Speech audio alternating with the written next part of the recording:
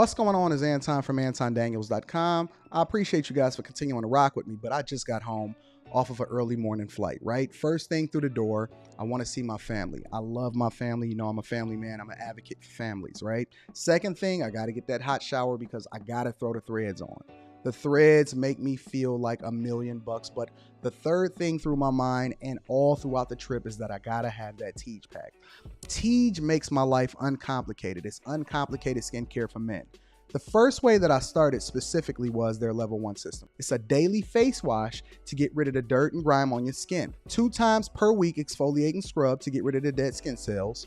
An AM moisturizer with SPF 20 because you should always be protecting your skin from the sun, and a PM moisturizer to help your skin stay hydrated and healthy throughout the night. Here's the thing. My favorite part about Tiege Hanley is that every box comes with an instruction card that tells you when to use each product, how much to use, and in what order.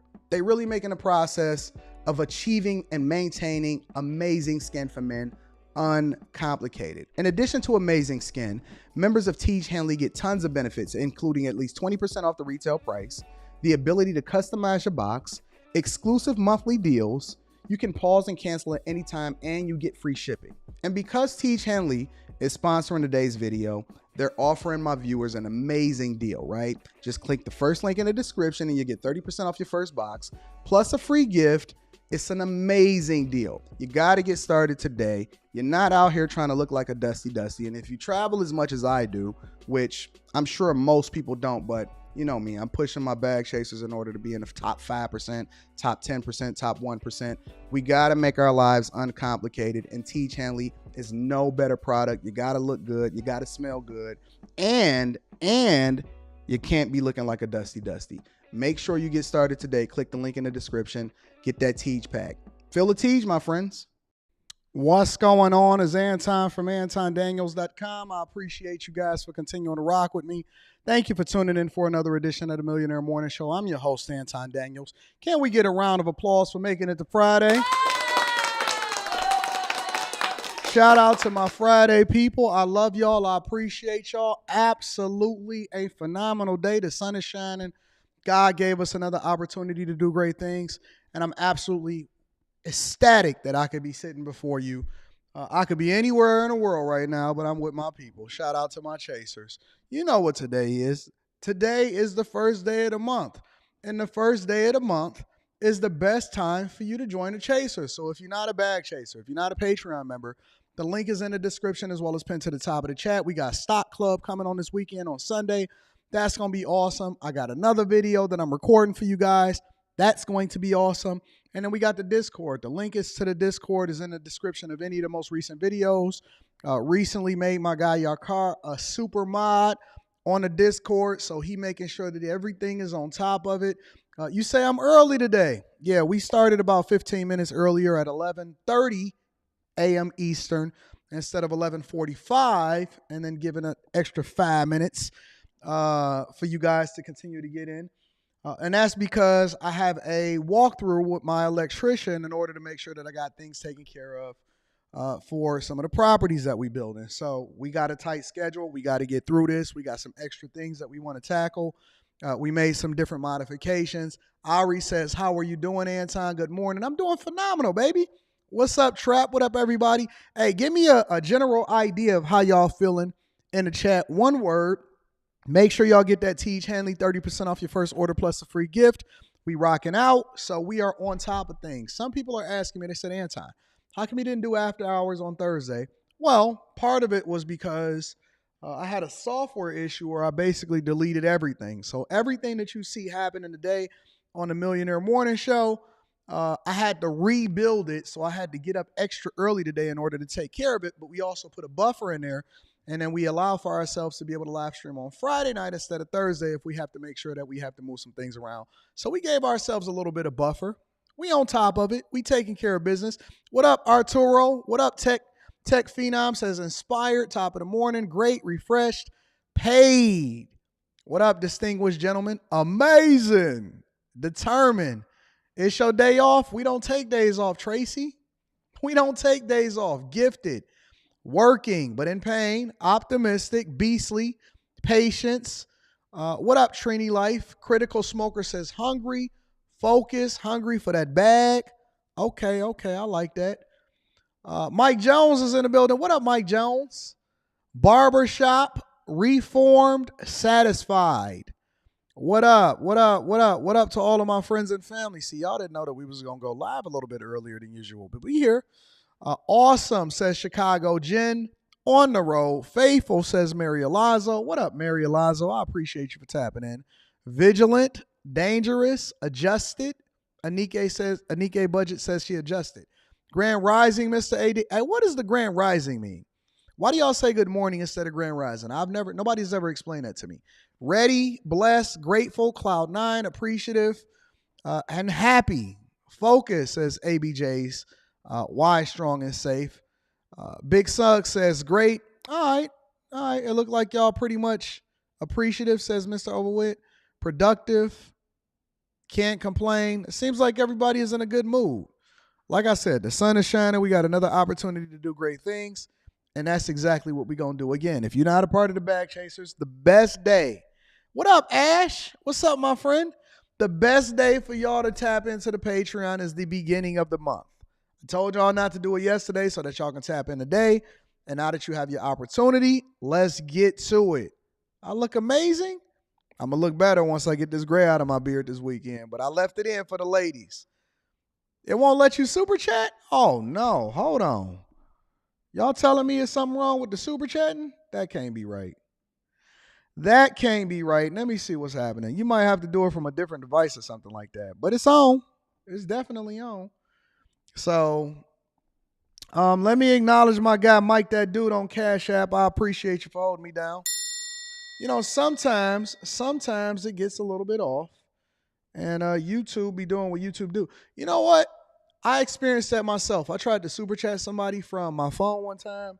I wasn't able to super chat them from my phone. So then I wind up super chatting from my iPad on the same account. So it's weird. See, Lamar just super chatted. All right.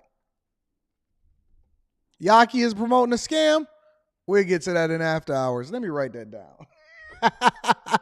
Let me put that on the phone. Hey, shout out to Mace.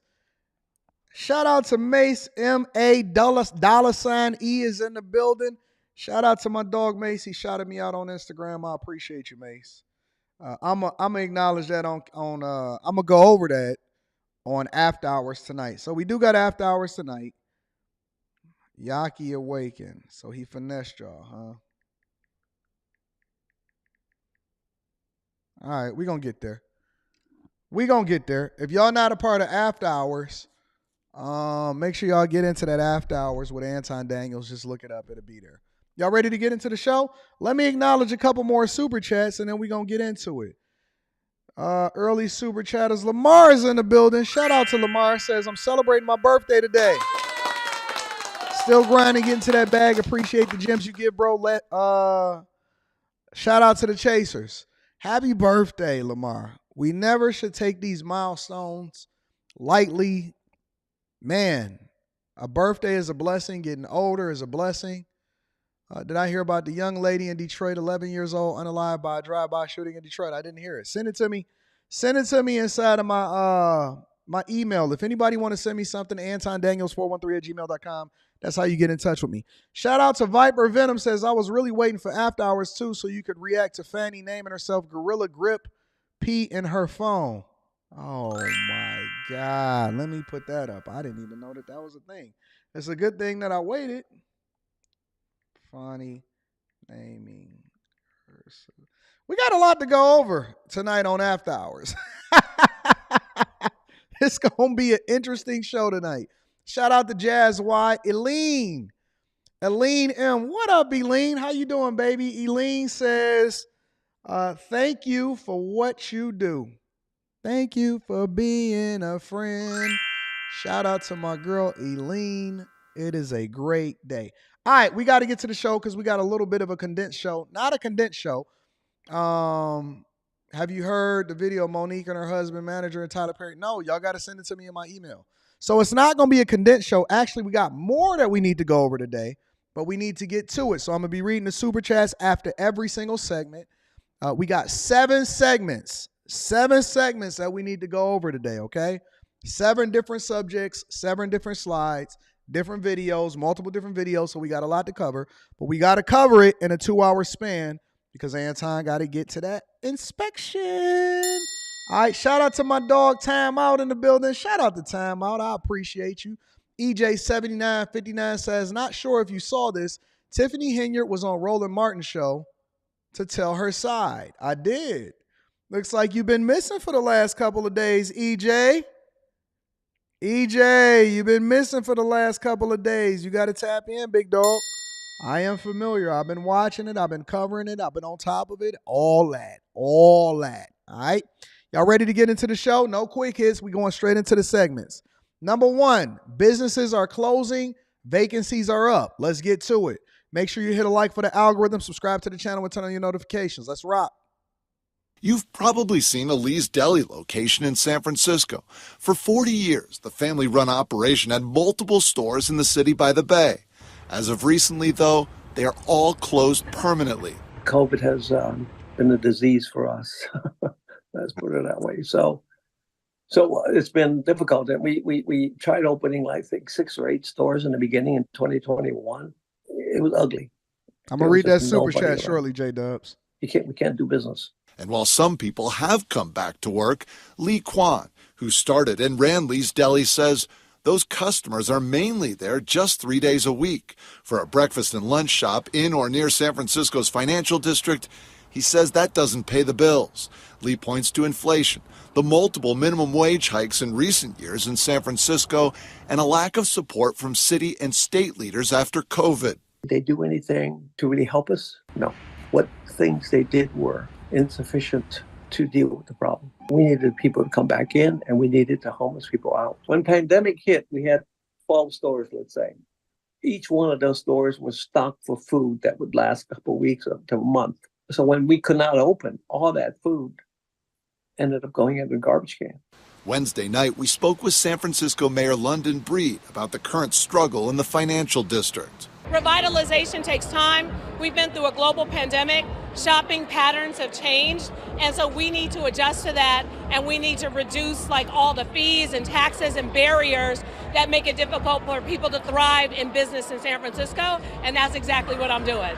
Lee, who is now near... I'm always amazed at how bubbly and how fake some of these politicians are. A lot of y'all are not familiar with London Breed, but I actually did a segment on London Breed. I did a few segments on London Breed late last year because she was championing the alphabet community more than she was championing what was going on over in San Francisco. What do you mean leave your hometown Oakland alone? Time out. I'm not doing anything but documenting and speaking on the issues that are happening in the community from a business perspective because I understand that it comes back down to the money.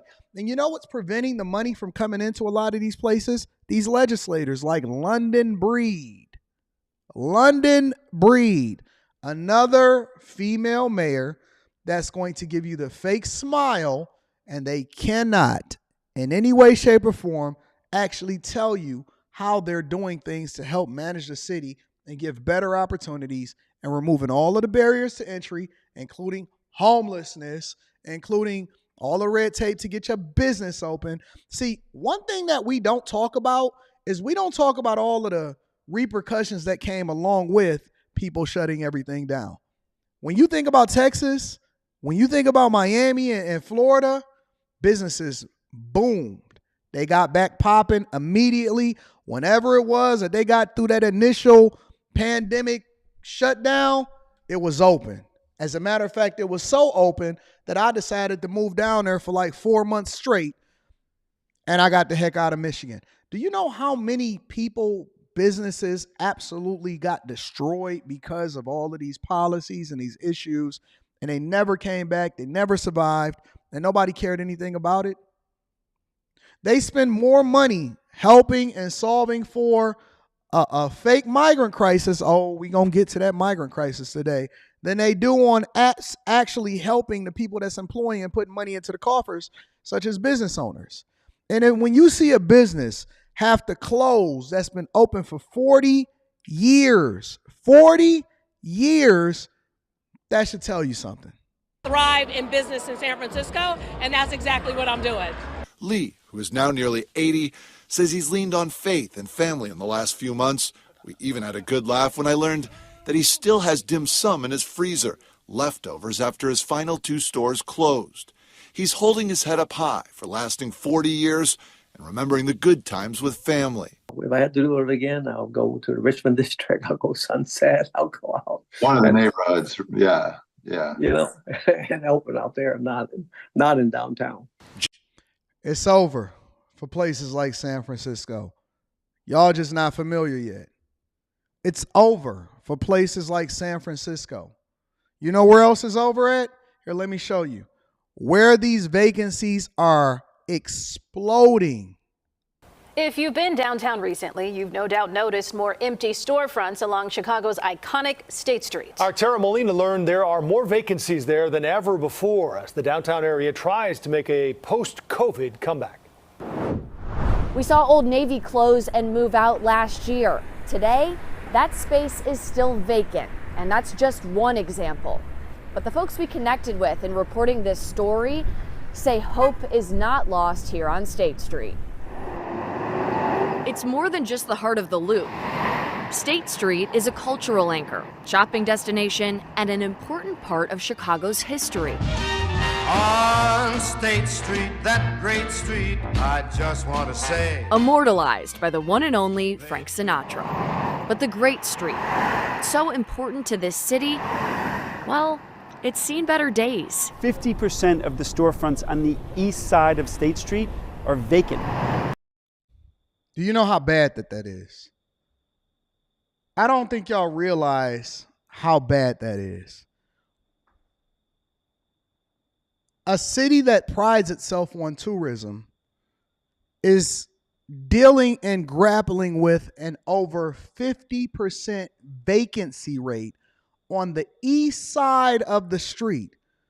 Collectively, well over 33%, 1 out of every 3 stores and every 3 locations, which also, it's not just about the stores. It's not just about the jobs. It's not just about the taxes that's collected as a result of it. It's not just about the tourism. It's not just about the reputation of the city. The commercial real estate industry is then interdependent on these places in order to continue to thrive. So when you start to see the dominoes start to fall, and they're focused so much on the things that don't matter, and they are kicking the can down the road, 50% is insane. It's crazy. 50%. Let's put that in perspective, y'all. 1 open, 1 close. 1 open, 1 close. 1 open. And the ones that's open, they dealing with retail theft, they dealing with fraud, they dealing with violence, they dealing with migrants, they dealing with homelessness, they dealing with all of these things that's not conducive for business. The highest vacancy rate ever. There is a palpable, a visible vacancy on State Street. Yes. That's John Vance, a retail broker with decades of experience right here.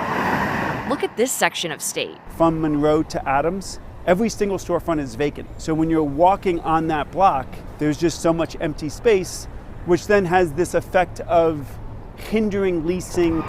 Vance said short-term leases or activations for retail or art galleries could make a major difference here. Especially when we're dealing with a lot of dark storefronts. Turn the lights on, get someone in there, make it feel energized. And so, yeah, people want to get back. Michael Edwards, who leads the Chicago Loop Alliance, We're certainly not out of the woods. told me that's a conversation they're having with the city right now. To activate those storefronts through art and culture, through artist studios, temporary space, to kind of bridge us between where we are now and sort of standard retail that'll probably not be here for 18 months.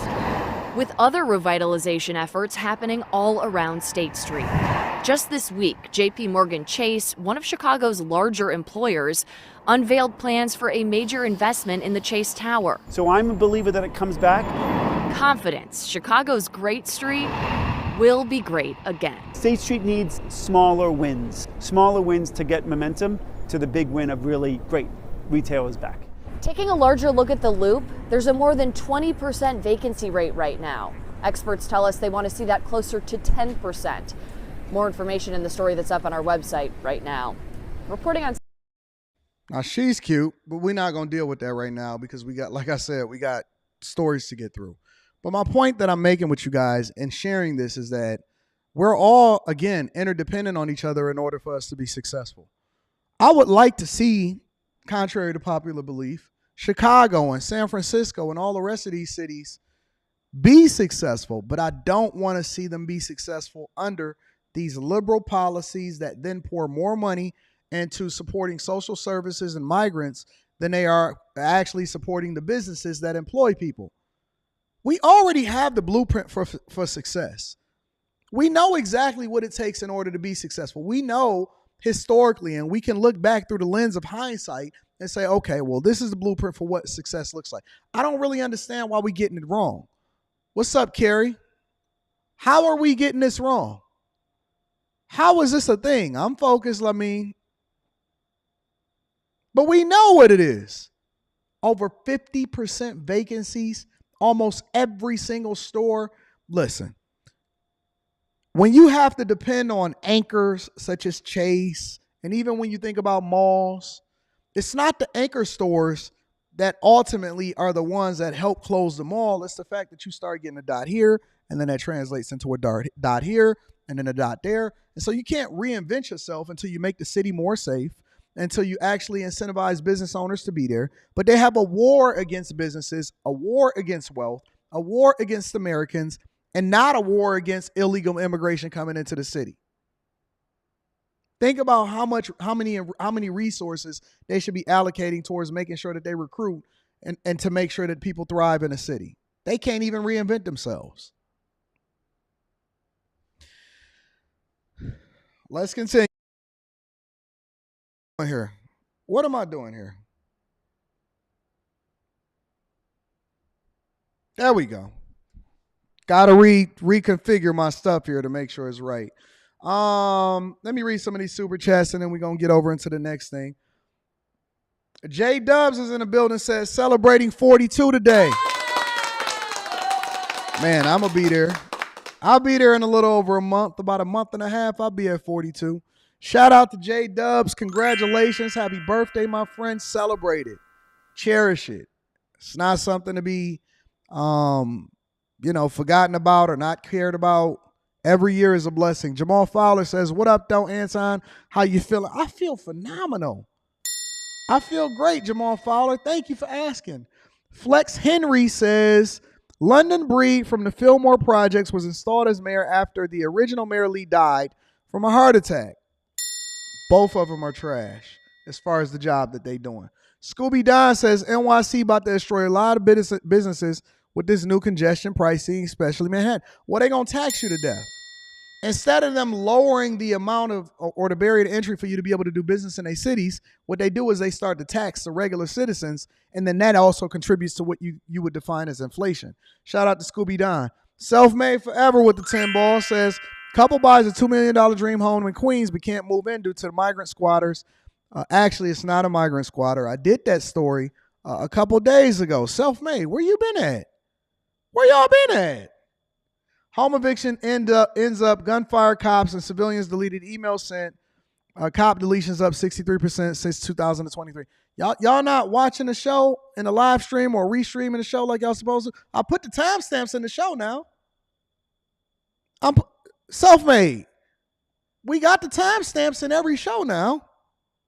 Y'all not clip. I'm on top of all of it. I'm paying attention. Let's continue. I'm reading the super chats throughout the show. Biden and Trump both visited the border yesterday. Biden.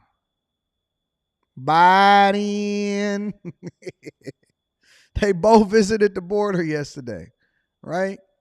And they both did speeches. Well, there's no point in me talking about it. Let me go ahead and bring you guys up to speed of what's happening.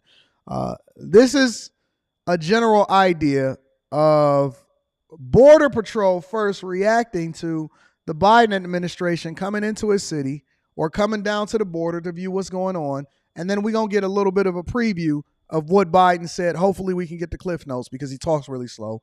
But we're going to get there. Make sure y'all hit a like for the algorithm, subscribe to the channel, and turn on your notifications. Also, Tiege Hanley, 30% off your first order plus a free gift, or a free, continuously 30% off your first order or your order in general. And then make sure y'all tab into the Patreon. Link is in the description as well as pinned to the top of the chat. That activist rally, but someone that was also not invited at the roundtable discussion to meet with the president was the National Border Patrol Council. Now, they are the union that represents the Border Patrol agents on the line. Now, I was able to speak to the vice president, who's been an agent for 22 years, and he tells me he has mixed emotions about the lack of an invitation with the president. It's kind of mixed emotions. It's good that the president's finally coming down. Too bad it wasn't this time last year or 3 years ago when everything kind of went crazy, but I guess better late than never. It's been a busy year. Already in fiscal year 2024, Border Patrol has encountered over 1,230,000 people illegally entering the country. And that's just the ones that we're able to document. That doesn't include the ones that got over here and was just walking around aimlessly, and then they wound up finding the city that they wanted to go to. But that's just the ones that we documented. Millions of illegal immigrants into this country. But even with these large numbers, agents are now seeing a slight decrease in apprehensions. This area last year, we were seeing thousands a day just in this area. I think yesterday we saw 12. So, the state of Texas has done a pretty good job of shutting this area down. It would have been good maybe if he's in here to talk to representatives of the state of Texas to figure out what needs to be done along the rest of the border. But the dip in numbers, Cabrera says, is due to the work the state of Texas has done, like Senate Bill 4, I hear you, Carlos. not the work of the federal government. Take this fight to these organizations and assume operational control. I think it has a lot to do with what the state of Texas, most notably the borders are. Mike Banks has done down here. Texas is slowing down from Brownsville all the way to El Paso, but it's still busy in Arizona and San Diego. So you can't say it's any other outside factors other than the state of Texas. But see, that's the key though, is that it's not that they're coming in any less. It's just that they're coming in less in Texas because Texas is doing what it's supposed to do. But California and Arizona are still both liberal states that is opening their borders because they are not protecting their borders the same way that Governor Greg Abbott is, but they're still continuing to allow for people to come into this country illegally, and you can figure that out, and you can find that on TikTok. Notably absent from today's presidential visit is Governor Greg Abbott. I think it shows that the federal government has failed on the border issues. And it's an issue that's impacting the entire country. Just last week, 22-year-old Georgia nursing student Laken Riley was murdered by a man who was illegally in the country from Venezuela. Records show he crossed illegally from El Paso. It's happened in our area before with Border Patrol agent Javier Vega was killed by some illegals.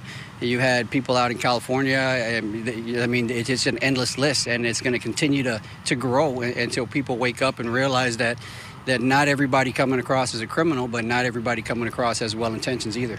Now, Cabrera says agents will continue to do their job regardless of who's in office and who's visiting the valley. Hopefully things will turn around soon. I mean, I hate to see it get much worse. I don't know if it can get much worse, but isn't it funny that of all the people that Biden invited to the table for a photo op, that they completely left out the very ones that protect our border? I'm to the point now in my life to where I don't need no more photo ops. I don't want to take no more pictures. I'm 41 years old. We like that in Detroit anyway, to be honest with you. We not really big on, let me get a picture with you, fam. I seen, and shout out to Mr. Chime Time.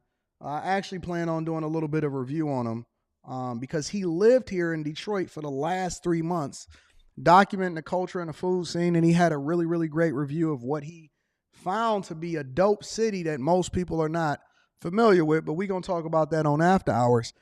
Before he even got to the city, I ran into him at the airport, flying into the city. I didn't even know who he was. My daughter, no, not my daughter, Rita, because she's familiar with everybody. She was like, "Oh, that's Chime Time." So we both were sitting in the line next to each other. He was having problems getting through TSA pre-check and all of that stuff. And I was like, "Oh, yeah, that's cool. That's what's up." And I just kept about my way. The professor, listen to this. Watch this. The professor says, "Anton, how come you're not talking about the border bill that's in Congress right now will solve the problems? Why are you not talking about that, my brother?"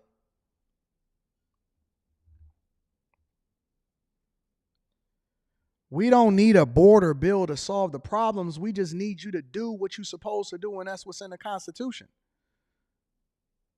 Nobody is asking you to do anything across bipartisan lines to cross over. That's an American right. That's like doing your job. That's like asking me, if I got a job, right, and I'm on fries, or I'm supposed to go into the restaurant, then you say, "Anton, get on the fries today." I shouldn't have to negotiate doing my job if I'm being paid and I'm elected by the people to do the job, and that was in the job description.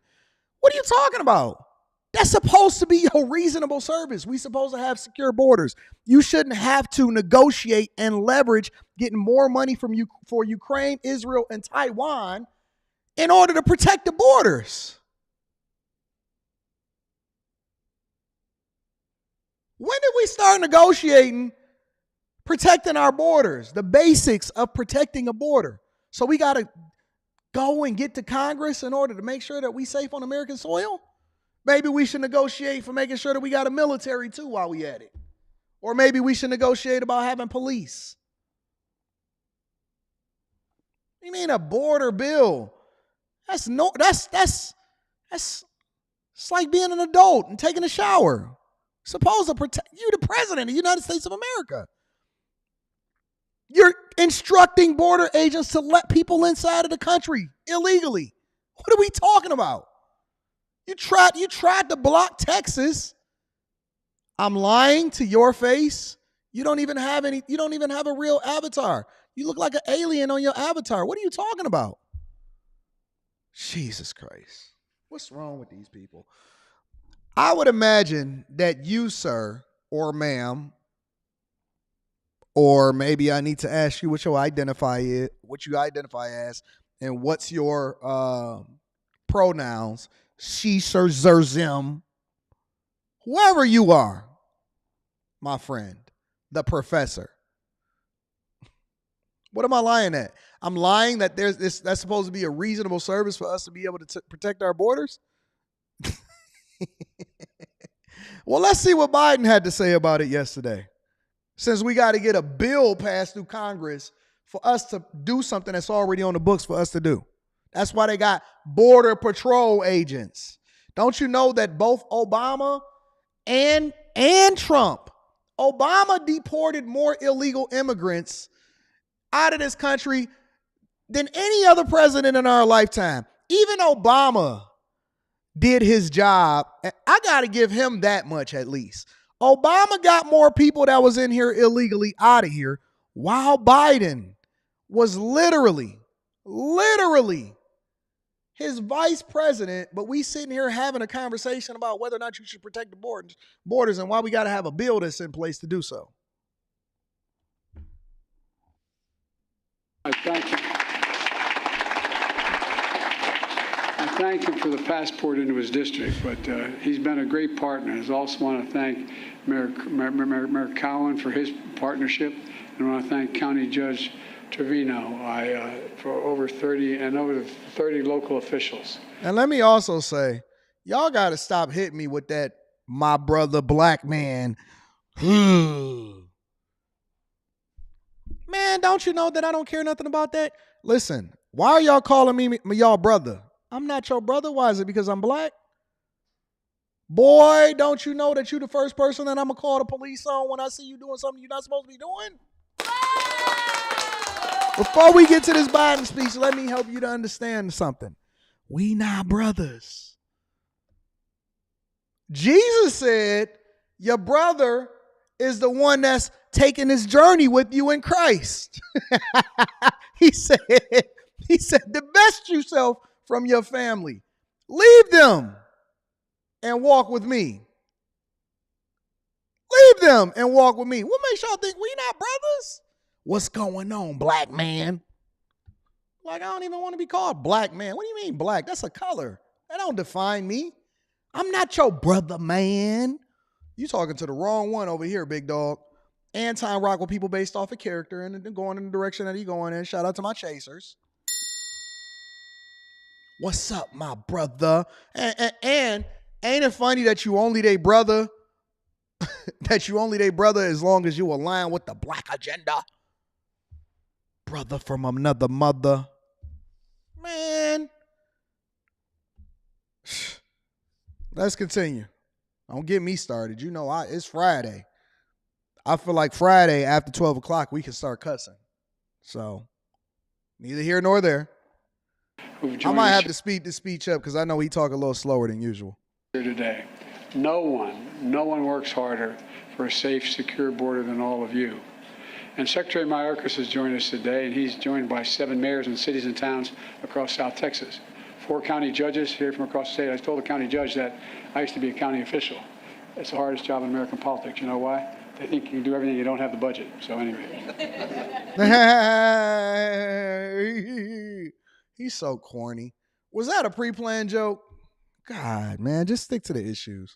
And the 2 leaders from the Texas legislature, State House Leader Trey is here, Trey Martinez Fisher, and the State Senate Leader Carol Alvadero.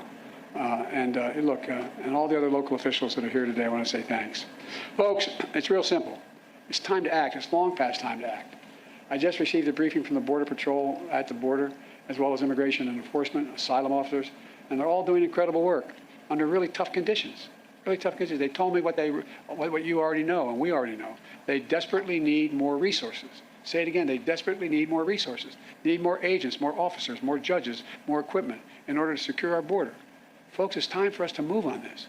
We can't wait any longer. Folks, on my first day as president, I introduced a bill I sent to Congress, a comprehensive plan to fix the broken immigration system and to secure the border. But no action was taken. Then months ago, my team began a serious negotiation in a bipartisan group of senators, leading conservative Republicans and progressive Democrats. And it resulted in a compromise bill. It's the toughest set of border security reforms we've ever seen in this country. It's pretty basic. With this deal, we could hire 1,500 additional border security agents, 1,500 additional officers, and between ports of entry. For the last 4 years, staffing has been roughly that, just flat. Agents working overtime, spending long hours patrolling the border, making major sacrifices. And I know it takes a big toll on them and their families. That's why in December I signed a bill finally getting Border Patrol agents what I've been pushed by and reminded by the congressman, overtime pay they deserve. Finally getting overtime pay. I mean, it's ridiculous it took this long. It was a long past time, and I was proud to do it. But we need to do more. It's time to step up. It's time to step up. Provide them with significantly more personnel and capability. We also need more immigration judges to help handle the backlog. There are 2 million cases. Backlog of 2 million cases. This bipartisan deal would provide funding for 100 more immigration judges immediately. It would also establish new, efficient, and fair. Give me a second. Let's see if I can find this real quick. Give me a second. I just want to make sure that we not speak with forked tongue here. Please don't speak with forked tongue. Let's see if we can figure it out. We have breaking news tonight on our southern border, where the Biden administration now has reportedly approved a plan to complete a section of border wall near Yuma, Arizona. Now, this comes as Biden's border disaster is getting worse by the day. But Joey himself, remember, he said during the campaign he'd never build another foot of Trump's wall. Take a look. Trump campaigned on build that wall. Are you willing to tear that wall down? No, there will not be another foot of wall constructed on my administration. Now, maybe this is AI. Maybe this is something else that we're not familiar with. Thank God we have independent researchers and contributors, and we can go back in history and look at these different things. But I mean, good God, I remember him specifically saying, yo, I'm not going to dedicate another dollar to building anything on the border. But now we sitting here talking about, oh, no, hey, guys, we going to have to act.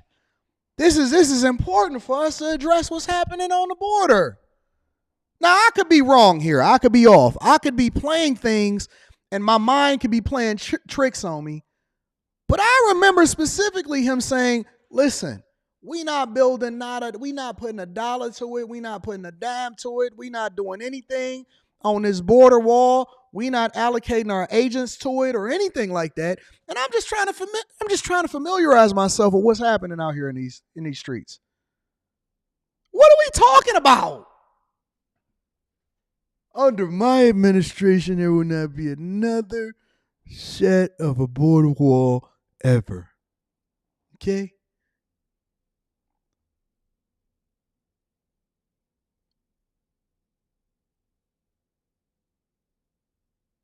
We gonna get there. Let's play a little bit more of his speech. We want to make sure that we all familiar and caught up with what happened in the past and then compare it to what's going on in the future. I don't got a lot of time to go through all of the things and the clips that I got of him saying that he was doing. Don't worry about it. We gonna get there. Process for the government to consider asylum claims for those arriving on the border. Today, the process to get a decision on an asylum claim takes 5 to 7 years. Now, you all know it down here, but the people around the country don't understand it. It's far too long. You come in, you say I have a credible fear, and we've changed that standard to make it hard. We want to make it harder. And what happens? You say, well, okay, you can be in the country, but come back in 5 to 7 years, maybe as many as 8 years, and you'll get a hearing from before a judge to determine whether you can stay.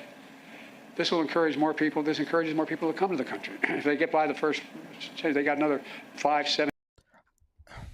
All right, so let me get this straight, because I want to make sure that I played it correctly. Give me a second, as I haven't heard this speech. This is my first time hearing it. More people. This encourages more people to come to the country. This encourages more people to come to the country.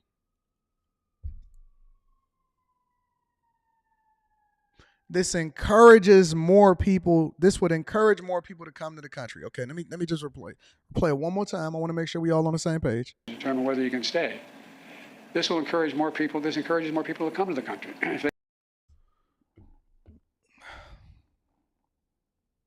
Is that what the people want?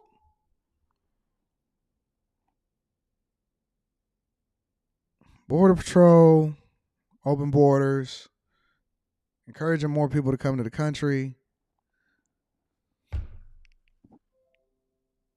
Let me just play a little bit more. Listen, I'm not the sharpest knife in the tool shed.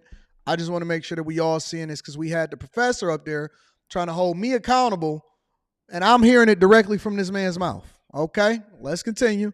They get by the first, they got another 5, 7, 8 years before they have to do anything, because they know they cannot handle the caseloads quickly, and they'll be able to stay in this country in the meantime.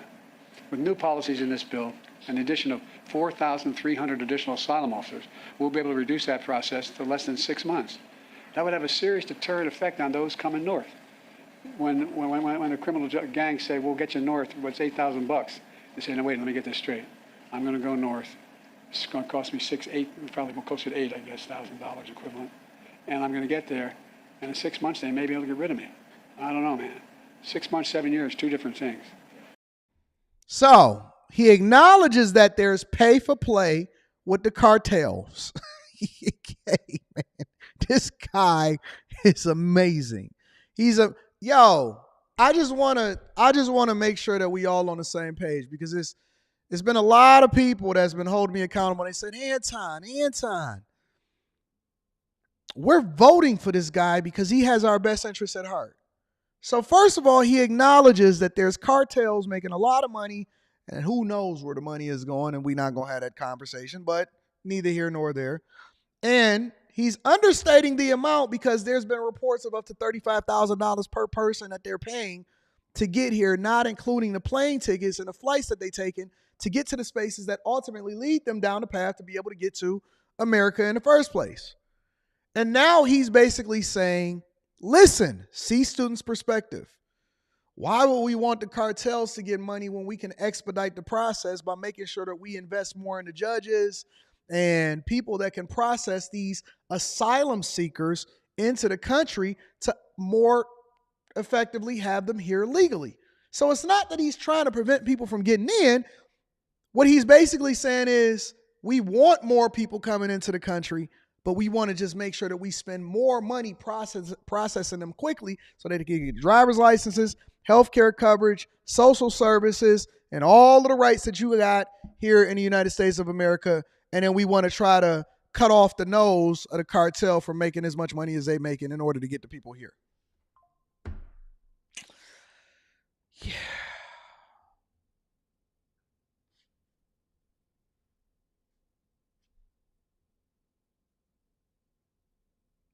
I just want to make sure that we all on the same page. The person who's thinking about entering the United States understands that cases to be decided in a few weeks or months instead of 5 to 7 years. They're less likely to come in the first place.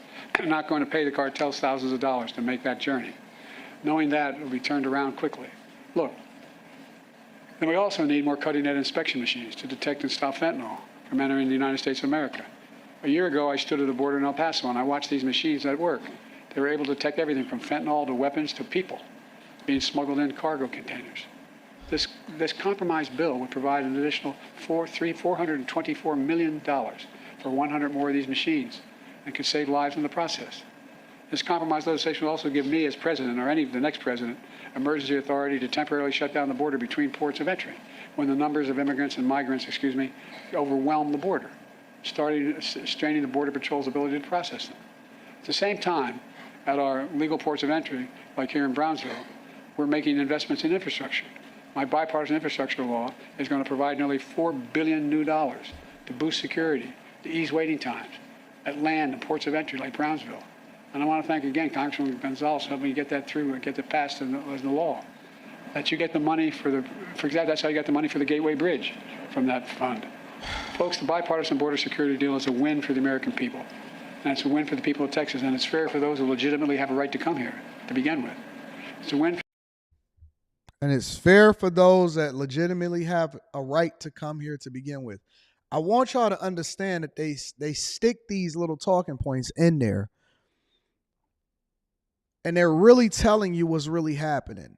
And this is fair. What is fair? We're not talking about what's fair for the people that's already here, the American people. We're not talking about the 350 million people that's already American citizens. He's saying that, and it's fair for the people that have the right to come here. Talking about asylum seekers, sir? Anyways, let's move on from Biden, because Trump also was down visiting the border at the exact same time. And he was hanging out with Greg. Who? Professor X. Hold on. Trump was visiting the border at the same time as Biden was making his speech. And he was hanging out with Greg. Professor X. Let me get a round of applause for Professor X. Yeah. He was at the border at the same time, and they was all hanging out. Professor X was in his wheelchair. Greg Abbott, that is.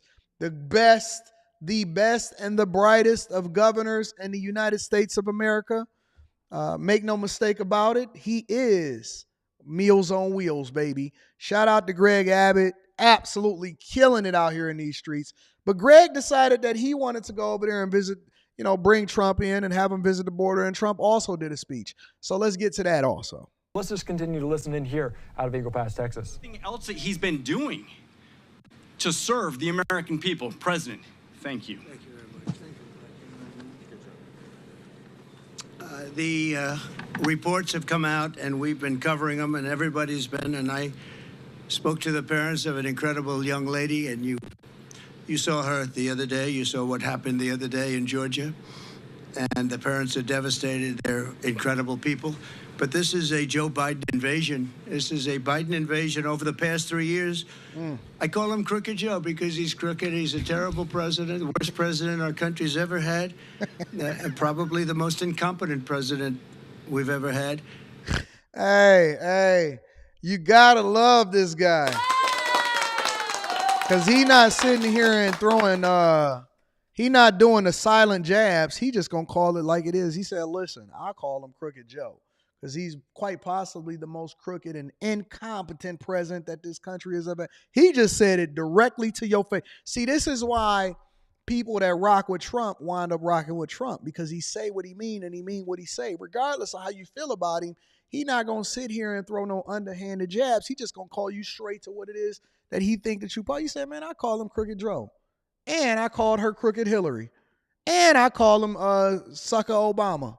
He just gonna call you exactly what he think you are to your face, and he not even gonna mince no words. We got to give him a round of applause for that. But it's allowing thousands and thousands of people to come in from China, Iran, Yemen, the Congo, Syria, and a lot of other nations. Many nations are not very friendly to us. He's transported. Shout out to the OG Rihanna on X, formerly known as Twitter. I love you, baby. I appreciate you.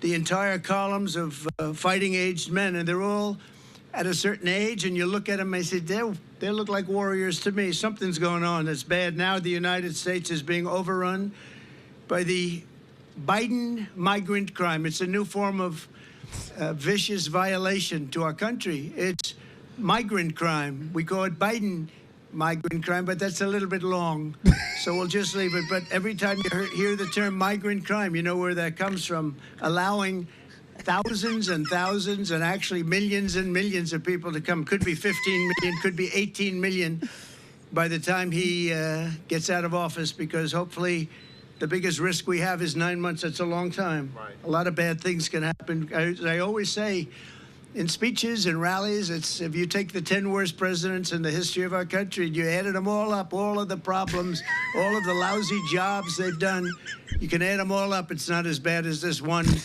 man has done for our country. What he's done to our country is he's destroying our country.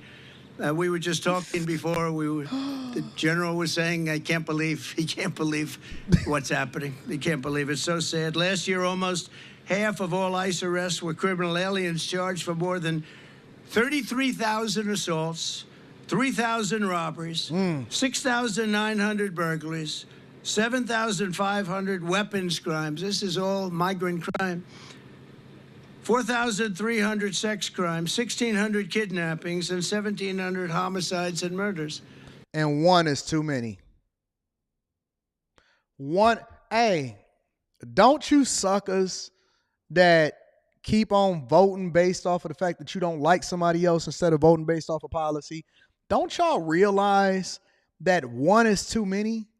Now, let it happen to any one of y'all family members or your kids or something like that, and then you're going to want something to be done. It reminds me of the drug crisis in the 70s and the 60s and the 80s and the crack epidemic that happened to different communities, because nobody cared as long as it was in the hood. But then when it became the opioid crisis, everybody wanted to start holding Big Pharma and Mexico and all of this accountable. Now that it's a fentanyl outbreak, now that it's meth, because see, meth is a white person's thing. Now they want to start paying attention to it, and they start, hey, we need to get control of this. Did you see what's going on in Philadelphia? You see what's going on in North Texas? It's an epidemic of methamphetamines and fentanyl and horse tranquilizers coming into the country. That's the same thing that's happening when it comes to the border crisis. See, you don't care because you don't see it every day affecting your daily, everyday life, but you are, and it's going to happen. And you don't realize it, but you're being displaced, replaced, everything, jobs, votes, money, resources. They're investing in a completely different demographic of people in order to maintain power. And because you don't understand what's going to happen and why it's sitting right at your doorstep until it gets there, and then by the time you start complaining about it, it's too late because you already voted a certain way.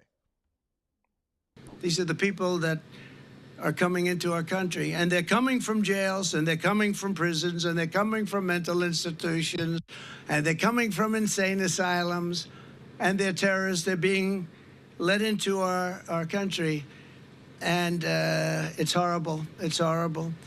And, I know many of the leaders of these other countries that are doing it, and it's not just South America. It's all over the world. The Congo, a very big population coming in from jails from the Congo. You look at the jails now, you take a look at the jails throughout the region, but more importantly, throughout the world. They're emptying out because they're dumping them into the United States. And these guys try and make like, oh, isn't it wonderful? They don't have a clue. I think they're looking for votes. They're looking for something. Nobody's really been able to tell me how anybody could want it. You know, you're always in business. You always want to understand the other side. You want to figure it out so you can do something that's good or bad, depending on what you're looking for. Facts. But nobody can explain to me, because everybody I speak to says how horrible it is. Nobody can explain to me how allowing millions of people from places unknown, from countries unknown, who don't speak languages. We have languages coming into our country. We have nobody that even speaks those languages. They're truly foreign languages. Nobody speaks them. And they're pouring into our country, and they're bringing with them tremendous problems, including medical problems. As you know, we had Title II, and we had different things to solve that problem, but they've terminated all of that. Even the judge couldn't believe it. The judge said, no, you can't do that. It would be horrible to do that. And he let it go. But he said in 6 months it expires, and it expired, and that's it. So I just think you're doing an incredible job. Just 1 week ago, a beautiful 22-year-old nursing student from Georgia was barbarically attacked, almost unrecognizable, while she was out on her morning run. She was a morning run. She was doing keep herself in shape. She was a beautiful young woman. She was a great person, best nursing student there was. I spoke to her parents yesterday. They're incredible people. They're devastated beyond belief. But she was beautiful, just so beautiful in so many ways, and brutally assaulted, horrifically beaten, kidnapped, and savagely murdered.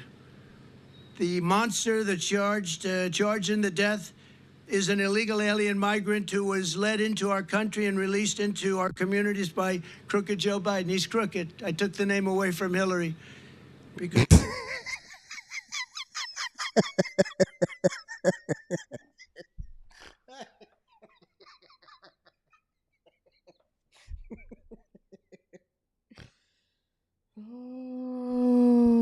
but that's a fact, though. I just reported on that. What was that? Yesterday, the day before yesterday, about the Laura Holland. I just literally reported on it.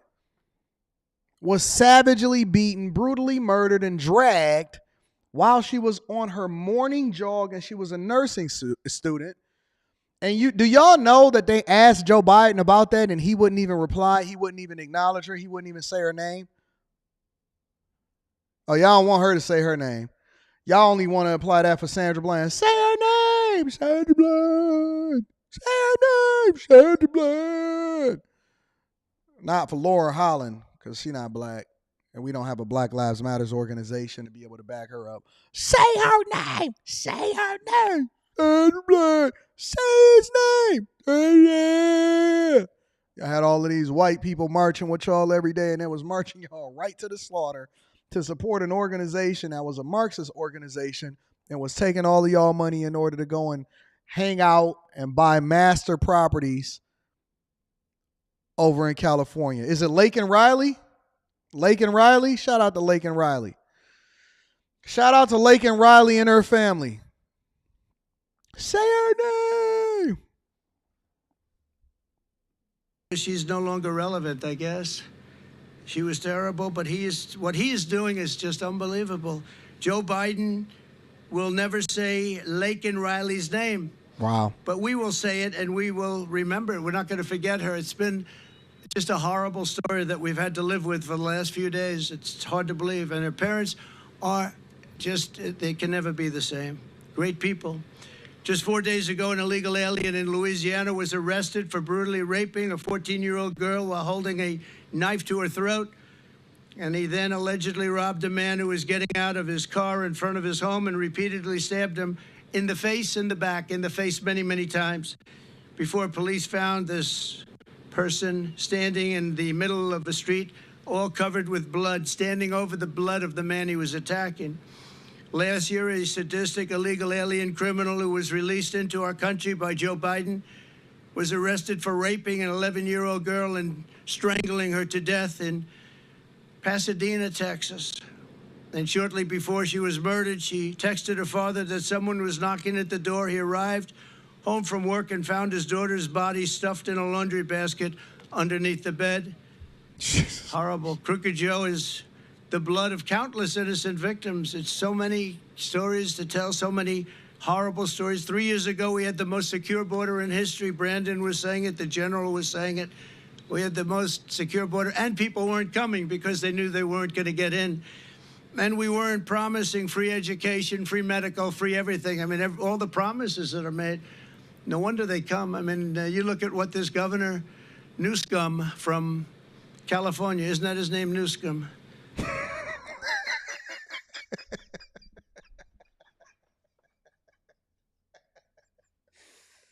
Oh, this guy is, he's a legend. Governor Newsom.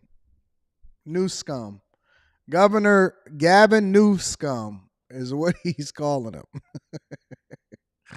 But that is, no parent should have to deal with or be subjected to the things that her parents have to be subjected to because of the fact that we just refuse to secure our borders.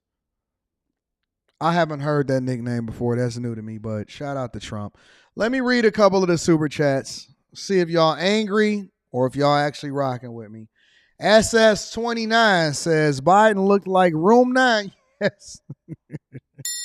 We gonna make that whole thing. Listen, if y'all ever see any content creator mention room 9, you know where it came from, right? If y'all ever see anybody mention room 9, you know where it came from. Don't sit here and say, oh man, my brother used to say that back in the day. No, you didn't. No, they didn't. No, they didn't. That's an Anton from Anton Daniels exclusive right there. Self-Made Forever says, my bad, AD. I missed a couple of shows. Been over grind, getting to this bag, right? Missed a couple of shows. About to catch up on a replay. Shout out to the informative content. Shout out to my guy. I appreciate you, Self-Made Forever. Forever, ever. Forever, ever. Vin 2010 says, I think the majority of U.S. adults are fools. Only the ones that vote a certain way based off of identity politics. Gotta love Silverado says he's a liar.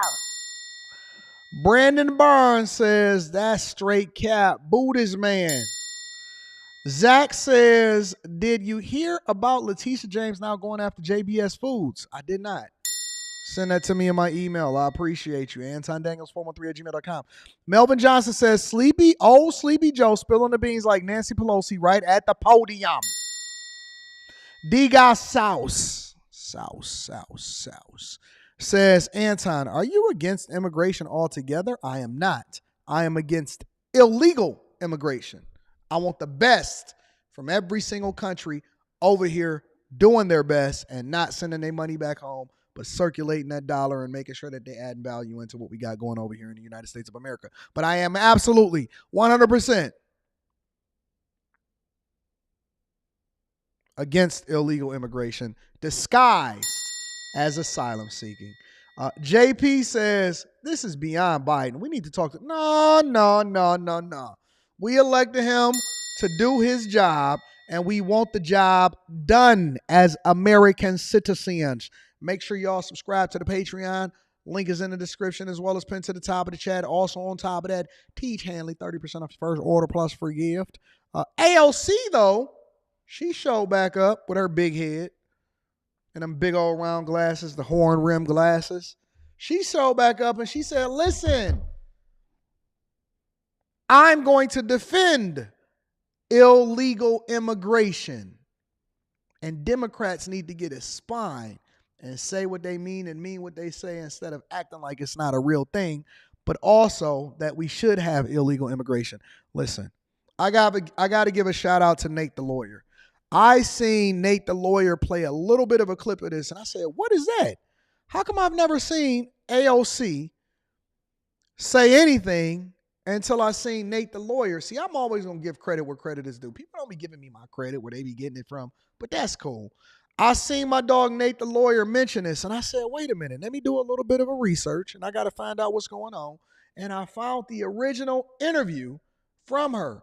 And so I said that I wanted to review this interview with the people because I have not watched the entire interview. I only seen that little bit of a clip. So as a result, we're going to review this together. I love you. I appreciate you. Again, make sure y'all tap into the Patreon. The best day to tap into the Patreon is the beginning of the month. The first is the best day because you get the most value, and we got Stock Club coming up on Sunday. So if you're not a chaser, link is in the description as well as pinned to the top of the chat.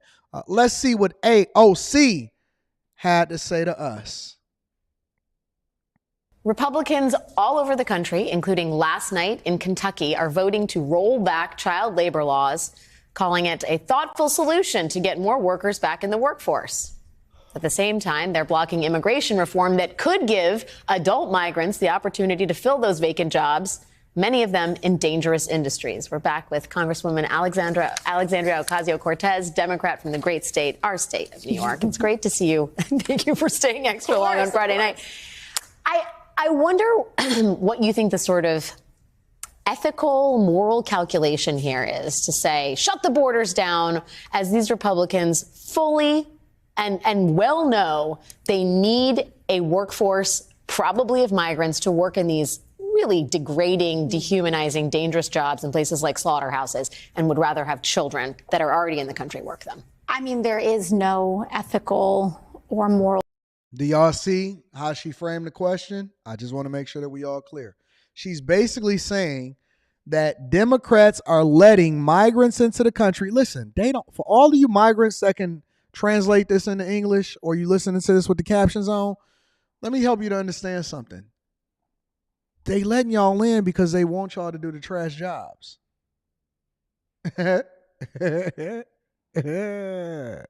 They want you to do whatever it is that we don't want to do. So instead of us improving the working conditions, adding more barriers and parameters on how it is that we can start to do these jobs more ethical, we don't have those conversations. Investing in the business, giving tax incentives in order for them to improve the conditions by which people then subject themselves to work in these particular things. Because the thing about capitalism is it's free enterprise, right? Meaning that if it's not valuable, then people won't find a reason to try to make money from it. But instead of us having that conversation, what we saying is, listen, we need a bunch of slaves to come over here and work the jobs that we don't want to work, also giving them opportunities and making them a new voter class, and then making sure that they continue to keep the American dream popping. Okay, cool. So that's how she framed the question. Let's continue. Calculation here that I think Republicans are working with, putting the first and foremost, the amount of protections that they heap on to these places that are so dangerous, themselves operating so unethically, and making them so dangerous for any human, adult or child, to be operating in. But the idea that Republicans, in order to win an election, say we need to hermetically seal the border when they know that that is economic self-sabotage to the U.S. economy. And they are saying, let's do it anyway. And to compensate for the negative effects, we're going to allow and throw people's kids into factories. That is what they are doing in rolling back child labor laws while being as xenophobic and anti-immigrant as they are, and while ginning up this false narrative about this being a crisis. And by the way, by then also preventing and blocking any legislation that would provide not just a path to citizenship, but a path to work papers, a path to allowing people who want to work to be paired with American businesses who need people to work. And I mean, there is not only no moral calculation, there is no economic calculation, there is no logical calculation, there is only a political calculation.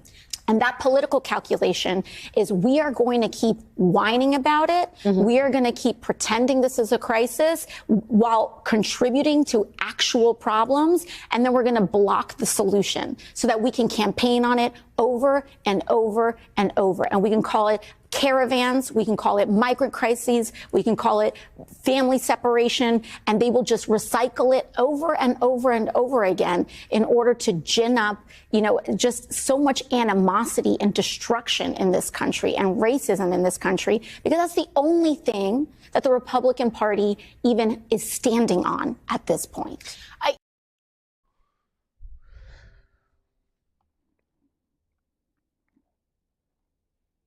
You're hearing it directly from her mouth.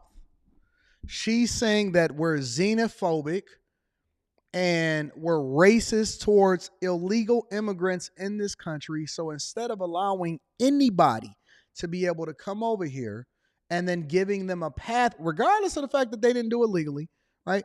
But let them come over and then quickly giving them a pathway to citizenship, when we say that they're not here because of asylum seeking, but they're here because they're taking advantage of the opportunities of the American justice system and getting free everything because of the social services and the laws that's on the books, then we are fearful of them.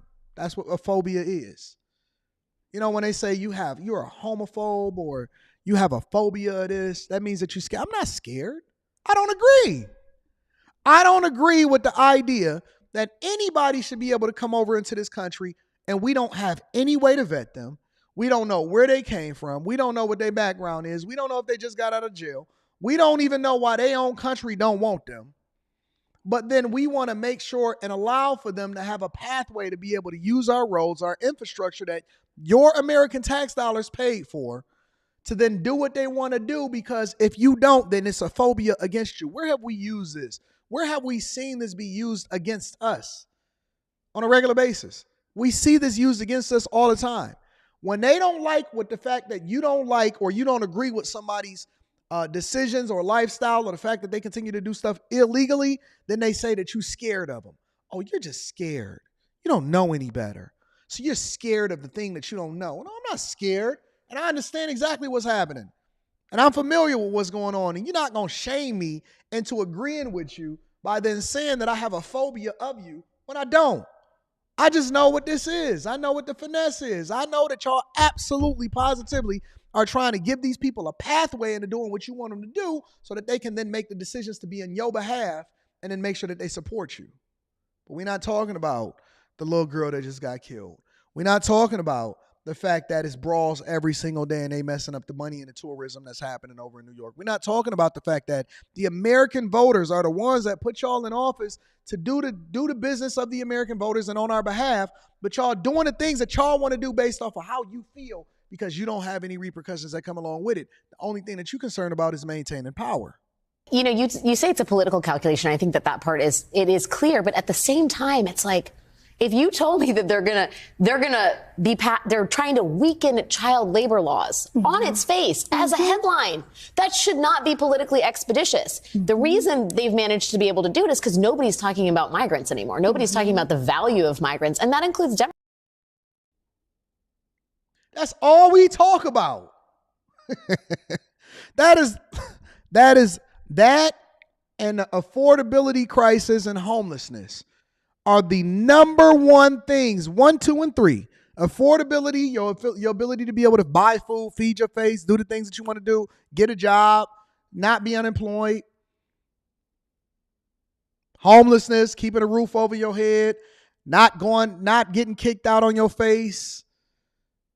You can't afford your bills or anything. That's the only thing, that's the number one thing that we talk about every single day. All we talk about is the fact that we can't even take care of our own, but we so busy pouring money into things that we don't even support. How y'all gonna take the American tax dollars, run up the debt in every city and federally, and we giving money over to causes that we don't even support? Ukraine, Israel, all of these places. That's the number one thing that we talk about. Listen, there has been no subject, even Tiffany Henyard, even Fawny Willis, even Brandon Johnson, there has been no subject that I have hit on over the last year and a half more than what is going on in the migrant crisis. I have been so dedicated and fervent in helping people to understand what's coming, What's happening? This is what we need to pay attention to. Listen, when y'all get done talking about relationships, we need to talk about the money. We need to talk about the migrant crisis. We need to see what's happening over here. And this is what's happening in California. And businesses are shutting down. And homelessness is rampant. And single parent households are the ones that's putting these people in office, that's making the decisions on your behalf. And then they got El Paso, and the border is open, and they shipping them up to Chicago. And Brandon Johnson is supporting them. And Chicago is going broke. And New York is cutting sanitation. And they don't have enough police officers. And they dedicating all of this money, over $30 million a month. And who's these companies that's benefiting as a result of it? That's the only thing we've been talking about more than anything else. And I put so much on the back burner in order to try to educate the people so that we know, and they not just shuffling this in under your nose because there's no more important issue. So much so, we've covered it as independent journalists, and we put our own platform on the back burner in order to continue to have this conversation more than any other major news source. CNN ain't been talking about it. ABC ain't been talking about it. NBC ain't been talking about it. Fox News just now starting to catch the wave. See, all of these platforms is starting to leapfrog off of us. They listen to us before they start listening to y'all. And so it's just like the record companies. They see what's hot, and then they start to piggyback off of it, and they start to try to ride the wave. No other. If it wasn't for us, independent people that seen the value and wanted to continue to educate the people, if it wasn't for us, we wouldn't even know what was going on in the first place. And yet they continue to give you the Masked Singer. They distracting you with issues that's not even relevant to your life. They want you to be distracted amongst things that don't even matter, yet they already running a play without your permission. They're running a play. They running a play right under your nose, and they don't even care about what you think about it. That's a fact, though. Democrats. Absolutely. I mean, like, are you dismayed that this White House, it acknowledges, or it believes that it has a political problem on the border, and it is playing decidedly on sort of the Republican turf here in terms of what it's suggested, and the White House won't even talk about the executive orders that have been sort of reported on thus far? Or are you dismayed by that and the sort of contours of this conversation? I am dismayed, and I'm very often find myself in shock at our current political young boy. situation. Not talking about it for months, talking about it for years. We ain't just started talking about this for months. We've been talking about this for years. We've been talking about this since 2022. Not just, I'm rarely in shock at the depravity of the Republicans, but sometimes, and this is long what I've been saying, sometimes we as Democrats have to grow a little bit of a spine around here. And part of that means defending immigration as a core value of the United States of America. Y'all hear it. You're hearing it. You're hearing it with your own ears and seeing it with your own eyes.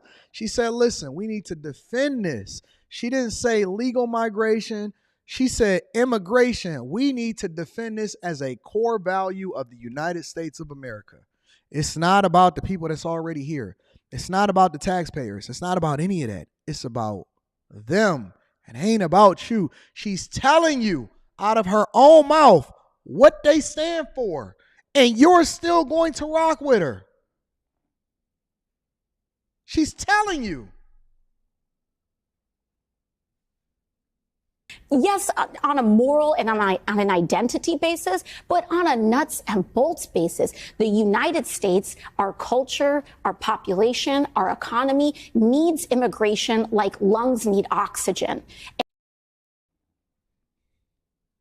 And when you cut it off, we will start to die. When you look at other developed economies that have adopted xenophobic or more closed border policies, they enter into decades of economic stagnation. You don't need to look far for that to happen. We do not have to be afraid to say immigration is one of the best things to happen to the United States. Y'all hearing it? And they relabeling it. They making sure that they say immigration. Now illegal immigration, not coming into this country, understanding that you're doing it wrong and you're doing it against the law. Laws are on the books for a reason. States of America. And what we need to do is champion policies to make it easier to be documented, to get a work permit. And a lot of folks think there's a line to get into this country. Maybe we should make one that works. Because without that, it's just, we see the inhumanity of a dysfunctional system. And so instead of buying into this Republican rhetoric, because what's happening is that we're pouring dollar after dollar, cycle after cycle into an increasingly militarized border with no real solution here. And now one of the largest law enforcement agencies in the entire United States of America sits under the Department of Homeland Security. But how much better off are we today than we were 5 years ago? Well, I can answer that question. 5 years ago, we was popping. Let me tell you something. In 2019, I had made more money than I ever made in my entire life. The economy was booming. People was running it up. Our borders was more secure. Y'all was still fighting Trump on securing our borders. See, nobody had a problem with it when Obama had deported more illegal immigrants than any other president that happened before him. Nobody had no kind of problems whatsoever. But I tell you one thing, when Trump started implementing the exact same policies as Obama, everybody had a problem with it. Biden himself, I played the video. He said, listen, without us being able to secure and protect our borders and know who's coming in here, we fundamentally fail as a country. He said it on the campaign trail when they was trying to get Obama elected. I played the video for y'all multiple different times. But then all of a sudden, she said, how much better are we off than 5 years ago? Significantly. Significantly worse. Because we was popping in 2019 is when I retired. I made so much money in 2019, I said, listen, I'm retiring. Real talk. Real talk. 2019, we was killing it. We was absolutely killing everything. Listen, 16 through 19 through 20, we ran up a bag. I'm going to tell you, black people, I never seen so many Escalades and G-Wagons and Lamborghini Uruses. And I didn't say that y'all managed y'all money effectively. I just said that y'all ran it up. People was getting a bag. A bag. Now look at you. You're making more money than you ever made before, but you're broker than you ever been before. Ain't that crazy? Ain't that crazy? Listen, she said it out of her own mouth. All I did was react to it. I'm just showing you what the play is. I'm just showing you what the play is. We got to move on, ladies and gentlemen. Let me read this super chat really quickly, and then we're going to go to the next subject. Shout out to P. Shank. P. Shank said, good morning, Mr. Anton. Trump don't have none at all. None at all. What's up, P. Shank? How you feeling today? How you feeling today, P. Shank? Listen, I appreciate you. I love you, and I thank you for continuing to hold me down. Let me also acknowledge my dog, Clay Black. They said, Anton, on Cash App, he said, Anton, you doing the greatest show ever. You hit me off with that 35 ball. I need to get an animation to acknowledge the people. I'm going to work on that over the weekend. Shout out to P. Shank. Shout out to Clay Black on Cash App. I appreciate you, big dog. And shout out to Larry Turner, just joined the Bag Chasers on Patreon. Yes, I do get an alert. I get an alert and a notification for every single Bag Chaser. And today, the first of the month is the best day. The best mortgage rate was 4%. You can go out there and buy a home and you wasn't even tripping about it. Life was good, wasn't it? Actually, I think the mortgage rate was a little bit less than that. Inflation was down.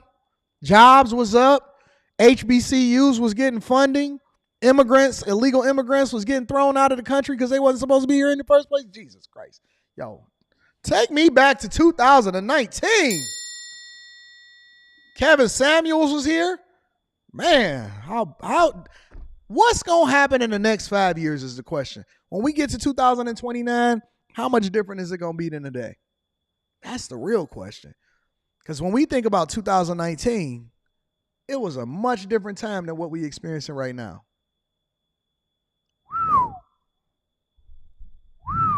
Well, it all depends on the decisions that we make going forward. Hey, check it out. You see this young man right here? You see this young man right here? This right here is a good-natured, red-blooded American, right? His name is Doug Lawson. Now, ain't that a name? That's the name of an American that I like to see out here in these streets, right?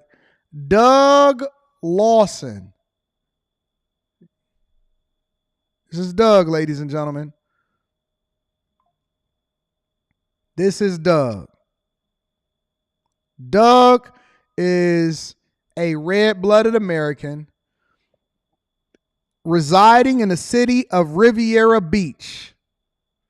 They consider him a compassionate leader who desires the most for who they serve. Absolutely. 100%. Do y'all know have y'all ever met Doug? Have y'all ever met Doug? Have y'all ever seen Doug before? Y'all ain't never seen who Doug is? Well, let me paint the picture for you, because I don't want y'all to get it misconstrued and think that that this guy is a bad guy. I want y'all to see who this guy is. He was established. He's there to establish generational wealth from a fresh start in the U.S., focusing on business, finance, and building generational wealth. Council member, mentor, business owner, entrepreneur at all. And he was born into a family of determined Jamaicans. Let me show y'all. I need to show y'all what I'm looking at, because I don't want y'all to get it confused of who we talking about right now. We talking about the one, the only Doug Lawson, ladies and gentlemen. Yeah. Listen to this. Look at this man. Riviera Beach Councilman Doug Lawson established generational wealth from a fresh start in the U.S. Black Man Sundays podcast focused on his business financing and building generational wealth. Doug Lawson was a Riviera Beach council member, is a Riviera Beach council member, and he was born into a family of determined Jamaicans. Now, anybody know these Jamaicans? Oh, yeah, those Jamaican man. Shout out to my Jamaican men, right? He says, in addition to the many titles that Lawson has since made for himself, he also successfully established generational wealth. The thing is, he said, is possible without real estate, but not probable. Every type of millionaire, billionaire, anyone that's had wealth has owned land, because money comes and goes, but it's the fact that the only thing that we're making more of, that we're not making more of, is land. So this man is preaching generational wealth. They got whole podcasts. He goes into, hold on, let me see. Doug Lawson, Riviera Beach. Hold on, let's go to all. This is Doug Lawson in Riviera Beach. Doug. Now, I would have never even known about Doug. I would have never known about Doug. But guess what? Doug got into a little bit of a skerfuffle. Let me bring you up to speed. So this man that was born into, and he had it's another guy in here too, but we'll get to that shortly. This man that was born into a family of Jamaicans and apparently is a millionaire, right, was out here fighting in these streets. Let me bring y'all up to speed. You can't, I don't care if you're Jamaican, I don't care if you're Nigerian, I don't care if you're an African American identifying as sassy. You just can't save them from each other, y'all. The new video shows the two council members face to face. Then an incident report from the Palm Beach County Sheriff's Office says Councilmember McCoy makes contact with Lawson's face with his pointer finger extended. Lawson then puts... Ooh-wee! Let me tell you something. One thing is for sure and two things is for certain. Doug ain't going for it. Now, for some reason or another, and if I can rewind this, that don't look like Doug. Is that Doug? Do we got the right Doug? Is that Doug Lawson from Riviera Beach? Is Doug hatfishing us? First of all, is that a little bit of Photoshop up there? Look like the colics is a little different. See, that's what you get, Messy. That's what you get, Messy, because you said, oh, he mine. Until he take off his hat. See, that profile photo might throw you off because you might get something a little different.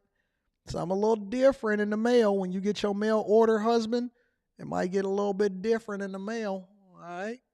But Doug said, listen, I'm tired of you talking to me. But the one thing is for sure, and two things is for certain. You not going to point in my face. Let's get to it, y'all. Contact with Lawson's face with his pointer finger extended. Lawson then puts his stuff on the table. In the video, it shows Lawson pushing Mayor Ronnie Fielder and a security guard to get to McCoy. Then the two go out of the camera's view, but the incident report from the Palm Beach County Sheriff's Office says a witness, Walter James, describes what happened next between Lawson and McCoy. Like lifted up off. Shout out to Marcus Dub. Shout out to everybody that just recently joined the Patreon. Link is in the description. Also, shout out to Meet Ricky, 215 Carter, Larry Turner. I see y'all all join the Chasers. Congratulations. I welcome you into the family, ladies and gentlemen. Let's get it. Off the ground or not lifted up, I guess. Held up by his shirt collar. By his blazer. The Palm Beach County Sheriff's Office also released multiple body camera interviews during their investigation. You do desire prosecution on it? You can have a conversation and have a discussion. Yep. And disagree, but don't put your hands up. The incident report from the Palm Beach County Sheriff's Office says Douglas Lawson told police his doctor found that his cornea was lacerated. According to the report, Lawson uploaded medical paperwork, but the diagnosis is redacted. Lawson also originally told police he was trying to keep the peace. I grabbed him by the shirt collar and held him because there was no security or police in the area. There was one older security guard, but just for protection and safety of myself, I had to hold him. But I don't think that you did that for protection and the security and the safety of everybody else. That looked like aggression and anger. I can't say that it's not justified, but for some reason, that don't seem like that I was trying to protect myself or I was trying to remove the aggression and anger from the room because there was no security or anybody that was holding us back from each other. That looked like a little bit more, hey, get the F out of my way because I'm about to beat the brakes off of this boy over here. Surveillance video we received shows Lawson push two people out of the way. The deputy told Councilmember Lawson he found probable cause to charge both him and Councilmember McCoy with simple battery. Body camera video shows the reason for the deputy's decision. Because your reaction to essentially almost picking him up off the ground and throwing him to the side. Shout out to me, James James Harris. And your reaction, yes, was in reaction to an assault, but it was under control. And you pursued Mr. McCoy back into that corner. Body camera footage caught his reaction to the news. Is that the same guy? It looked like the same guy. That's probably the same guy. Do you have any questions? The two would eventually sit in a room with attorneys where they declined to press charges against one another. That's definitely the same guy. That is the same guy. Those two guys right there, the one that's at the bottom right here and the one right there, that's the same guy. It is. Shout out to the new bag chasers. Man, we might have to do a segment that's specifically dedicated to all of the people that just joined the Chasers. I see Devron Reddy. I see Poe. Shout out to Poe. Chris Robinson, Jordan Jones, KO, James Harris, Howard Phillips. Shout out to all of the new Chasers. Hey, can we get a round of applause for the new Chasers? Link is in the description for y'all to tap into the Patreon. It's never been a better. Oh, my God. Y'all just not going to stop. Alex Waddlington. Shout out to Alex Waddlington that just joined the Bag Chasers. I'll rock with you. Let's continue. The two would eventually sit in a room with attorneys where they declined to press charges against one another. Lawson, in a statement, says the video shows Mr. Lawson was not the aggressor and Mr. McCoy should seek help for his anger issue. We also reached out to Tradrick McCoy, who told us he didn't see the video and told us city administration promised it would not get released. Less than an hour later, City Attorney Dawn Wynn asked us to not include the video in this news report, arguing it's confidential because it would show the security system used at Marina Vista. But guess what? They absolutely did use the same security footage. The two would eventually and went south. Why am I sharing this video? Not just because it's entertaining, but also because it speaks to a specific thing that happens in our community on a regular basis. For some reason, even in a professional setting, we cannot keep our hands to ourselves. I don't know what it is. I'm not really sure what the problem is. I don't know if we just really aggressive like they try to describe us to be. But here's my question. Why can we not figure out how to communicate more effectively and keep your hands to yourself? It baffles me. It genuinely baffles me. I just can't figure it out. Why can't we keep our hands to ourselves? Why is that such a difficult thing to do? These men is old. How old is Doug Lawson? Let me see how old Doug Lawson is. Well, it ain't even Doug Lawson because he's the one that got his hands put on him first. So I'm not blaming him, right? But I'm just asking a question in general. How come we can't have conflict resolution, differences of opinion, differences in perspective or whatever? Why does it always have to come to somebody in our community or within the culture? Let me not even say the community because you know me, I'm all about the people that's about character. I don't care where you at, where you from, who you are, as long as you're a person that's doing it legally and you operating under the guise of good character, I'm with you. Why is it that we always have to put our hands on each other? It's always a bunch of this.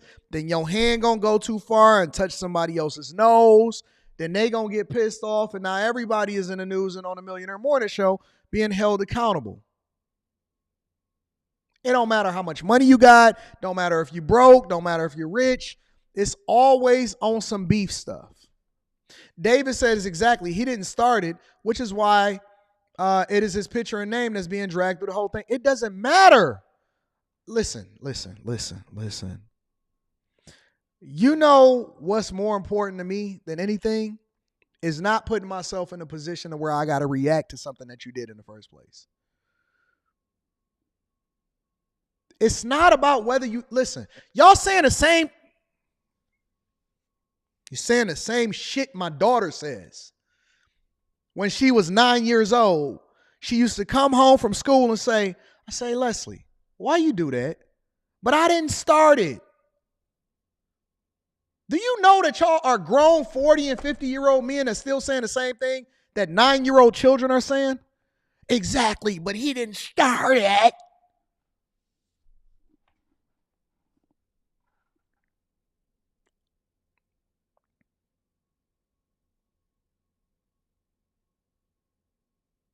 We can't control ourselves. We can't figure it out. Nobody understand conflict resolution or proactively probing. So y'all can proactively probe whether or not this chick has got a high body count, but you can't anticipate the possibility of putting yourself in a difficult situation and then figuring out how it is that you can walk away from it. You got to end up on the news. You got to mess up the money. This is the part that we forgetting. And even when they teach you in gun classes or self-defense classes, they tell you, listen, under no circumstances, unless you feel like your life is in danger, do you pull out your pistol? Do you execute on what it is that we teaching you inside of this class? The whole thing.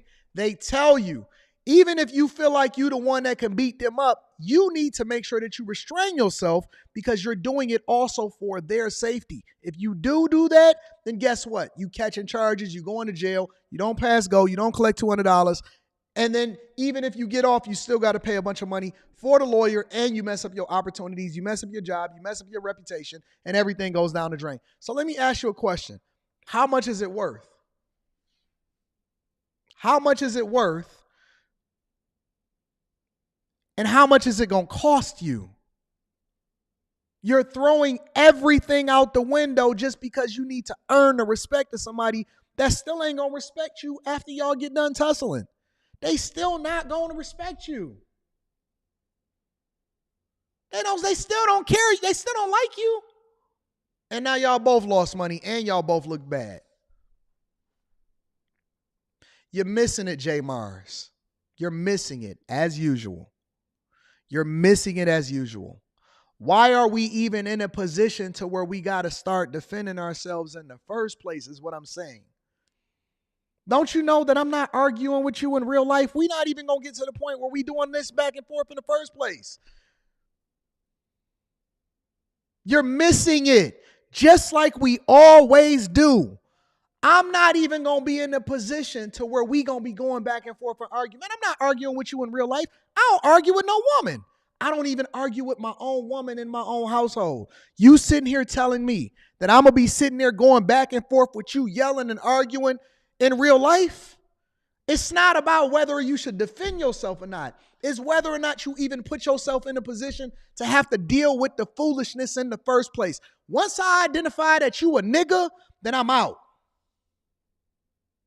Once I identify that y'all for the streets, I'm gone. If I see it's a location where it has a reputation of popping off, or I'm dealing with a person that got a reputation of dealing with this, you can't even get close to me. I don't even want to be around you. I'm not kicking it with you. I'm not arguing with you. I'm not going to sit here and go back and forth with you. I'm gone. I got better things to do with my time to be sitting here going back and forth having a conversation with somebody that's willing to crash out. If you crashing out, then that means you're not my people. I can't kick it with you. I'm not sitting here trying to prove myself to you. You a fool. You going to jail anyway eventually. You going to crash out anyway eventually. I'm not about to sit here and go back and forth with you. Look at Jeremy. It's always the black people that don't get it. Listen, look at what he's saying. Anton, how can you say not to put your hands on others when you admitted to getting yourself into an altercation with your nephew respectfully? That's my nephew. That's my little homie. We in the crib together. And because I live my life like an open book, it's completely different than putting yourself in a professional setting. This is his coworker. This is his coworker. They're both on the council together. You sitting there fighting and going back and forth and putting yourself in that position with people that you...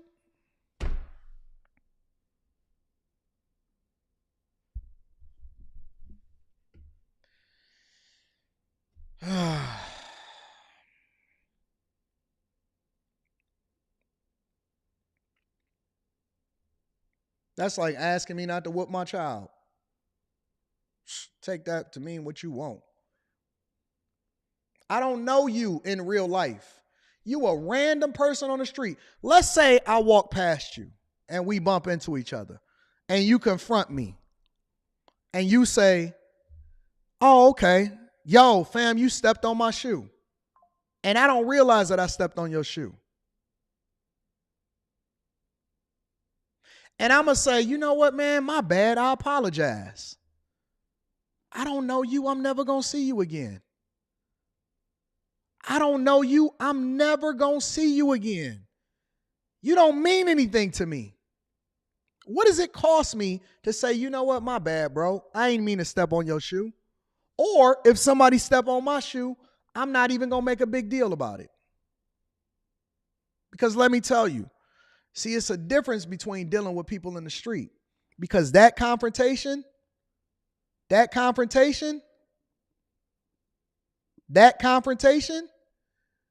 could go way different, because one of them could have started feeling threatened and then one of them could have defended themselves a little bit differently than just hands. See, one of the things that y'all not taking into consideration is because a lot of these stories, they don't get to tell. We don't get to review a lot of these stories.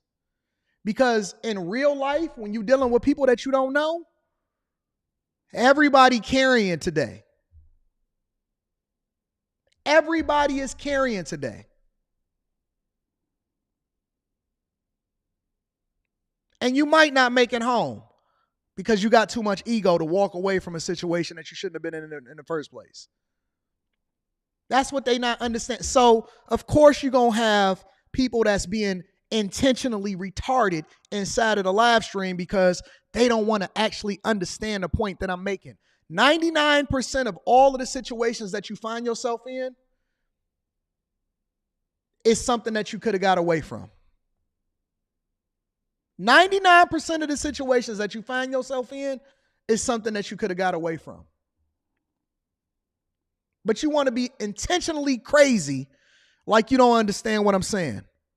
Most of the stuff that we get into as a community is stuff that we then know that we can possibly get into, but we still choose to go down that path anyway. I'm amazed. I'm always amazed. You know, I know people that never got into a fight their entire life. No, Wicked Gems, I'm telling you to go ahead and crash out. You can go ahead and crash out. I'm telling you to go ahead and make sure you exert your masculinity in order to help people to understand who you are in these streets.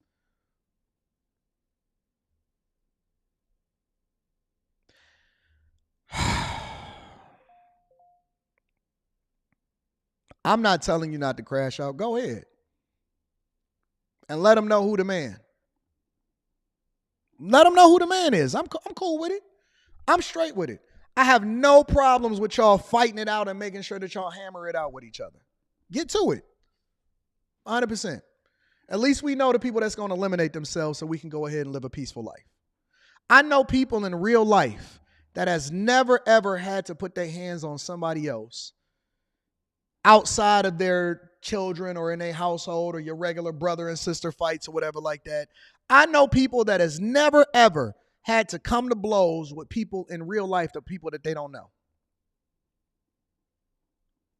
So many of y'all in jail.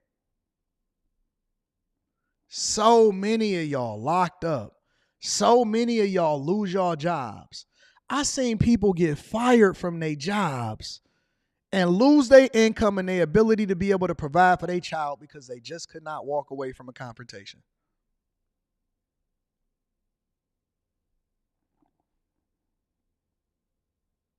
And they be old too. They be 40 and 50. 40 and 50-year-old men that can't even get themselves together. And you know what the funniest part about that is a lot of times it only take one person to say, man, I'm chilling, bro. I ain't even about that. I ain't even on that type of time, bro. Fighting is broke people problems. 100%. Anyways, keeping it moving. I'm going to read the super chats in a minute. Actually, you know what? Let me knock a couple of these super chats out real quick, and then we're going to move over into the next segment of the show. Solid Snake, shout out to you for the 2-ball. I appreciate you. Also, on top of that, Anwar Williams, shout out to Anwar Williams, says, your use of English is secondito. No one, thank you for your due diligence with Black America. They wake up or suffer running in the Victim Olympics. Our ancestors are rolling in their grave. Shout out to you. I appreciate you. Shout out to you to continue to support the platform and everybody that's a part of the Bag Chasers. Man, it's a lot of y'all that didn't sign up just right now because they understand that the best time to sign up for the Chasers is in the beginning of the month. Anyways, let's continue. I want to talk about the housing crisis before I get over to Terry Crews. I actually kind of want to talk about Terry Crews first. I'm going to sign that for last. I want to talk about this housing crisis, right? I'm going to play 2 clips for y'all, and then we're going to get there. See, in Jeremy, it is. Fighting is for brokies, but here's the thing. Defending yourself is completely different from fighting, but I ain't going to get into that. Housing crisis, tiny homes is blowing up, and it might be an investment opportunity for us. Make sure y'all tap into the Patreon. Link is in the description as well as pinned to the top of the chat. This is what's happening over in, I believe, Phoenix, Arizona. Right now, Arizona is in the midst of a housing affordability crisis. It's been a problem here for years, and data shows that it's getting worse. 12 News journalist Gabriella Becerra here to explain why the market remains stagnant. Gabby? While prices are not on the rise, they haven't fallen either, and until they do, many people will have trouble buying a house. problem is getting worse. It's not getting better. According to Realtor.com, the median price for a home in Phoenix is around $520,000. Head west to Goodyear, prices average about $20,000 more. Go east to Gilbert, $100,000 more. Mark Stapp, a professor of real estate at Arizona State University, says everyone is battling high interest rates and high prices at the same time. In fact, we haven't seen home prices fall. They've remained rather stubborn, and I think that has much to do with the available inventory. Available inventory throughout the valley is slim. Stapp says Arizona is locked in because homeowners with mortgages at 5% or lower are not giving up those rates. You're going to start seeing them spend money on home improvement projects, so it's going to be more crowded at the Home Depots and the Lowe's and the places like that. Economist Jim Rounds estimates you need to earn $75,000 to be considered middle class. That's about $10,000 more than the median household income in Phoenix.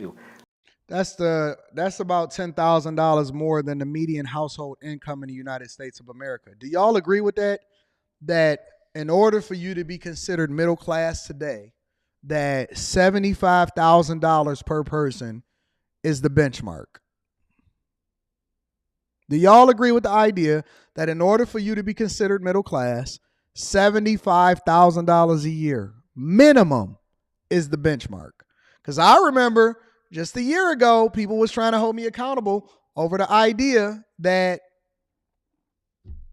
$50,000 wasn't enough in order to be able to survive for a family of four.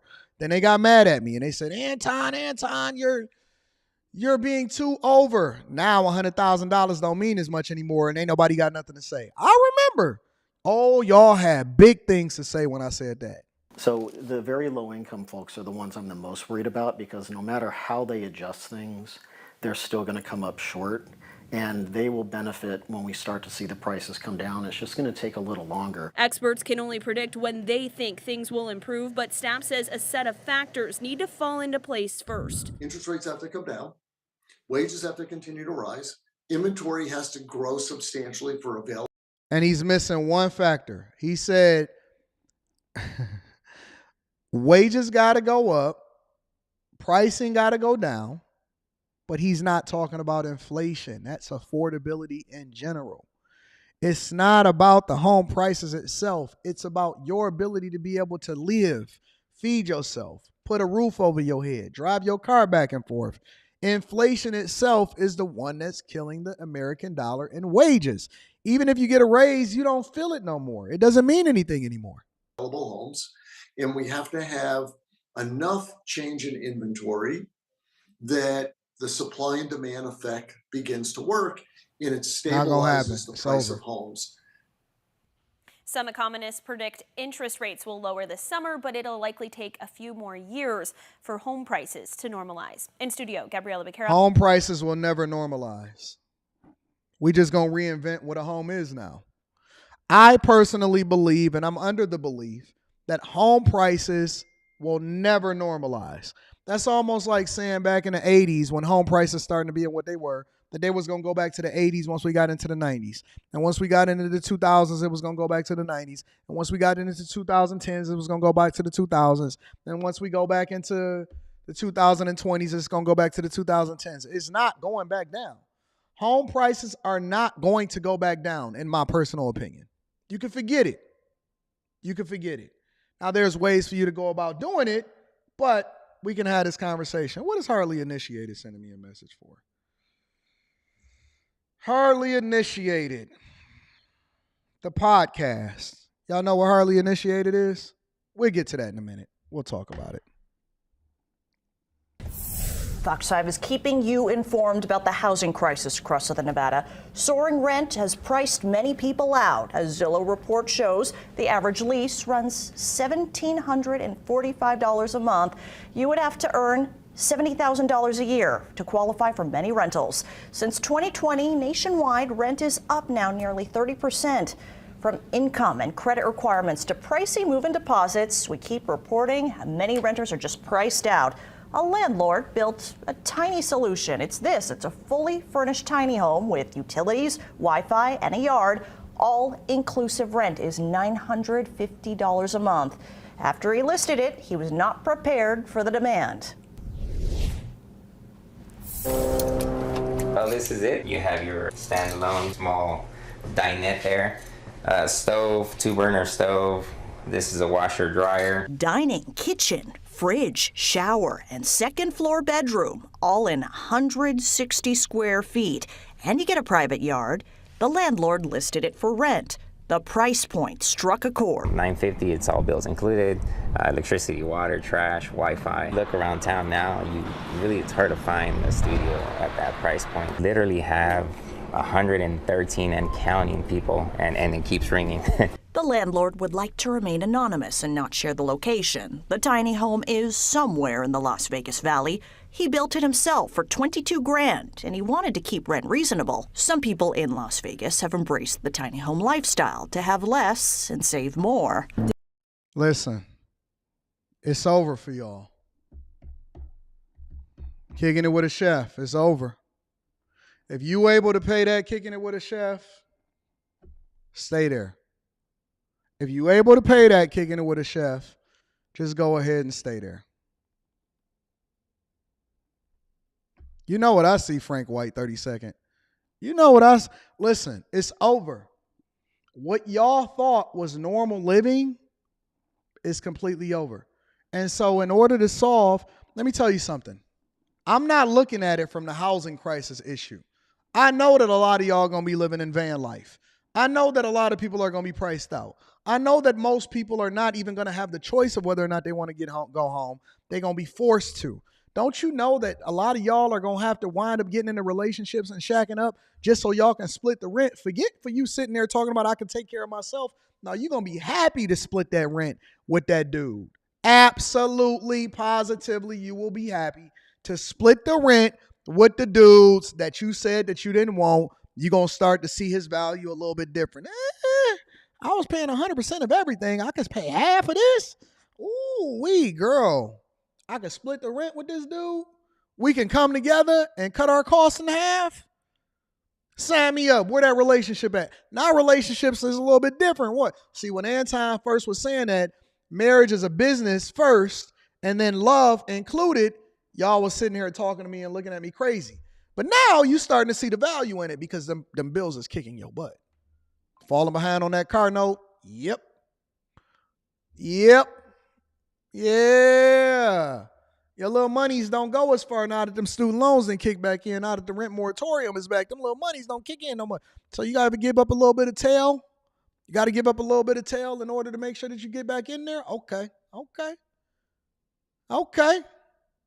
I see you. I'm going to read that super chat shortly.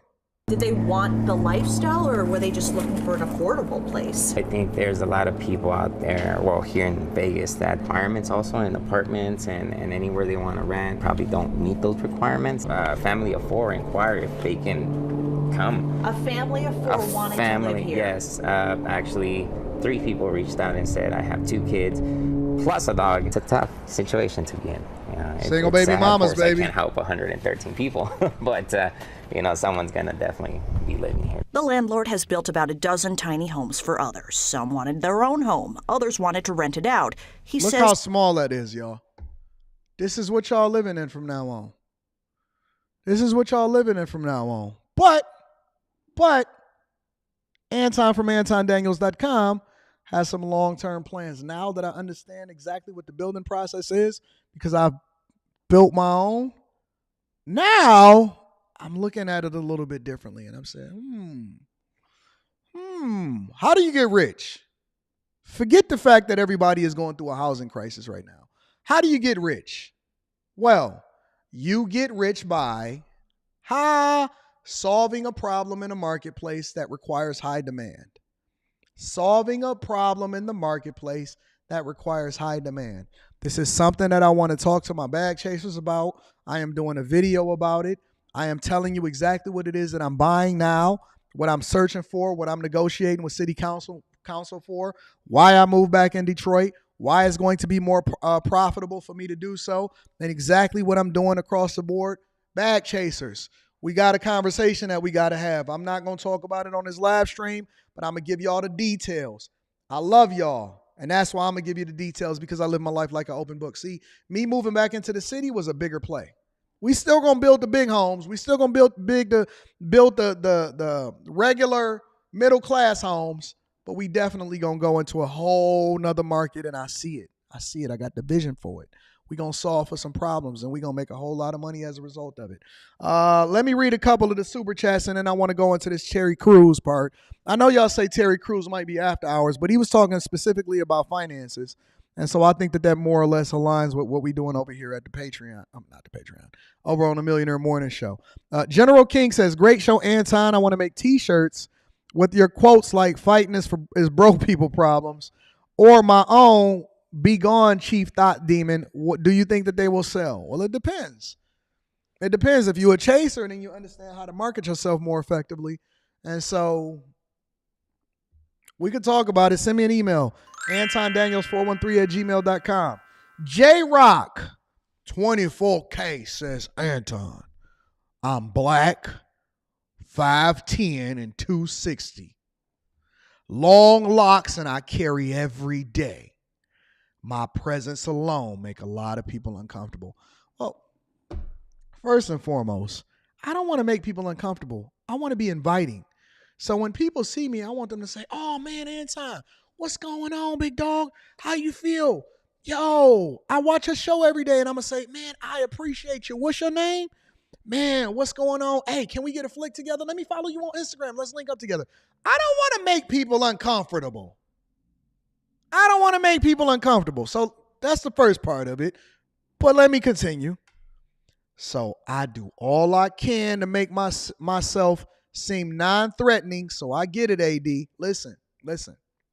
We got some other work to do, J-Rock. I want you to not be threatening presence-wise, okay? First of all, 5'10" is an average height. That's not like you're 6'6", okay? 5'10" is pretty average. The average man is 5'9", okay? So it's not like you like crazy, you know what I'm saying? But that 260, we can work on that. Long locks, we can make sure that we get that taken care of. We don't want that. See, this is really how you carry yourself, or whether or not you're going to be threatening. You don't have to be threatening. Listen, you don't have to wear long locks. You don't have to be 260. 5'10", that's nothing that we can control. We want to make ourselves non-threatening, all right?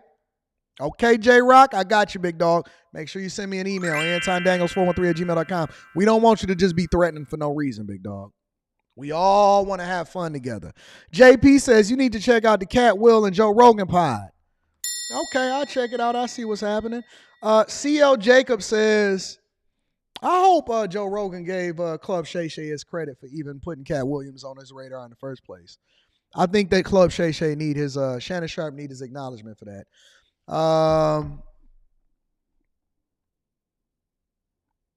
CL Jacob says, house prices here in Canada are definitely never coming down. Detached houses in the city of Toronto are close to $2 million.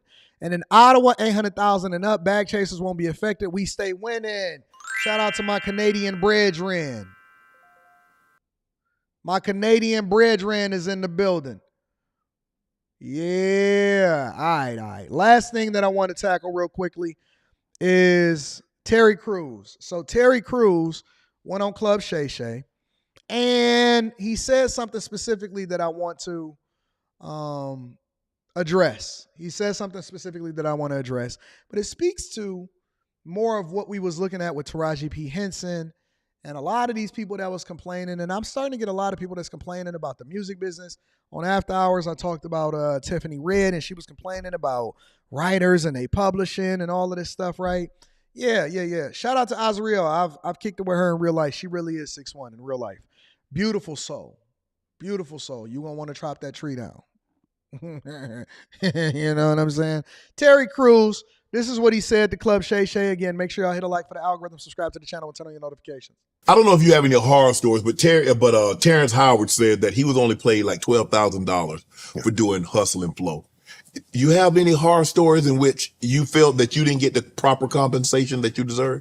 First of all, I understand what Terrence is saying, but I have never, ever, ever looked at whatever money I got as a horror story. Mm-hmm. If I did it, I loved it. Right. See, but this is the problem.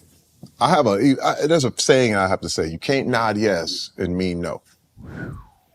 If I nod yes, I looked at the terms and say, okay, you're gonna pay me $4,000 for 2 days. Okay. If I said okay, I can't come back later and be like, I don't.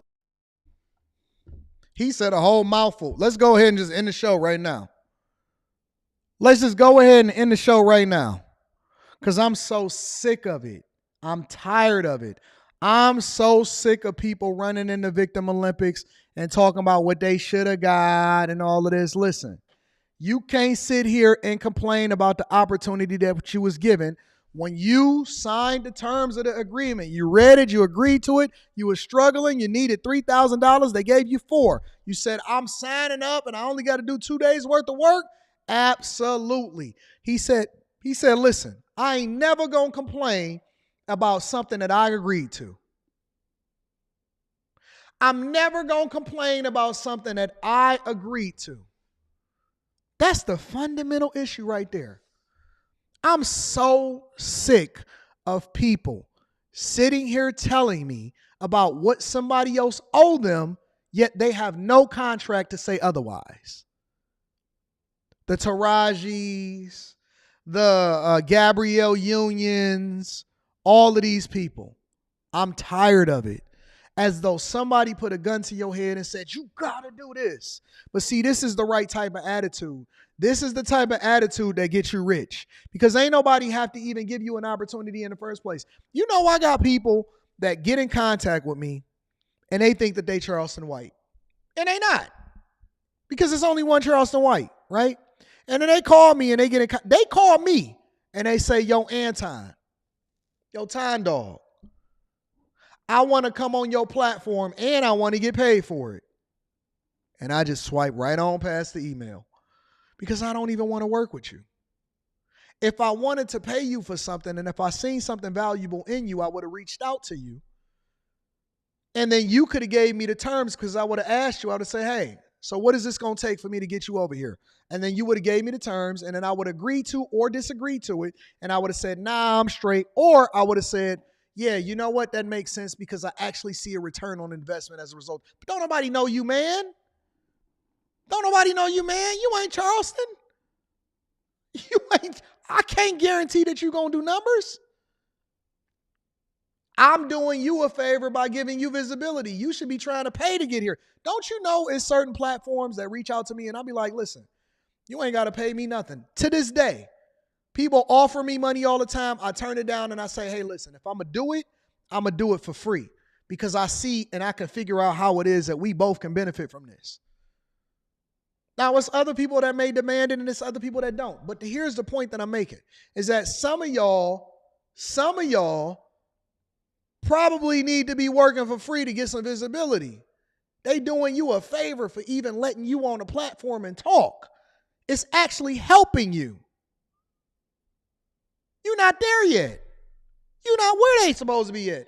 How many free things do you think that Charleston did before he started getting money and getting paid to do whatever it is that he do? I'm blessing you with a free trip. When certain platforms reached out to me, I said, don't even worry about it. I'll book my own plane ticket. I'll be there. I'm straight. We got this entitlement spirit for some reason because we see ourselves as being more valuable than we really are. It's weird to me. Only got $4,000 for that. Hey, man, that's what you presented. Right. So there it is. Ain't no, to me, I'm not going back on that. Right. And this keeps my heart always full of gratitude. Because once I start to complain about any of that, it starts to mess with my legacy. I didn't get nothing for training day. How about that? I didn't get a zero, but it changed my life forever. You didn't know who I was if it wasn't for a no-paying job. First of all, name somebody to play football for money when they start. You don't get no money. Right. You play football for free. You play basketball for free. Then you get all the way to the pros and you get the millions. Ain't no other way, bruh. There's nothing else. Wait, there's no way to hop, skip, and jump this thing. You see what I'm saying? But that's the thing. People are trying to invent ways to get right to the money. But hey, man, first of all, nobody knew who I was, and I got my shot. I got paid maybe $4,000 on Friday after next, but that's why I came up to Cube and said, thank you. Thank you. Those Listen, he didn't say you owe me. He said, I appreciate you. He didn't say you owe me, Cube. He said, I appreciate you. He said, thank you for even thinking about me in the first place. Because you didn't even have to cast me. You ain't have to offer me nothing for me to wind up turning down or accepting. was a start. That was the start. Now, ooh, I make money now. But now he getting to a bag. He said, now the price of the brick then went up. Now he get money because he did the stuff that he was supposed to do to create the visibility when there was no demand.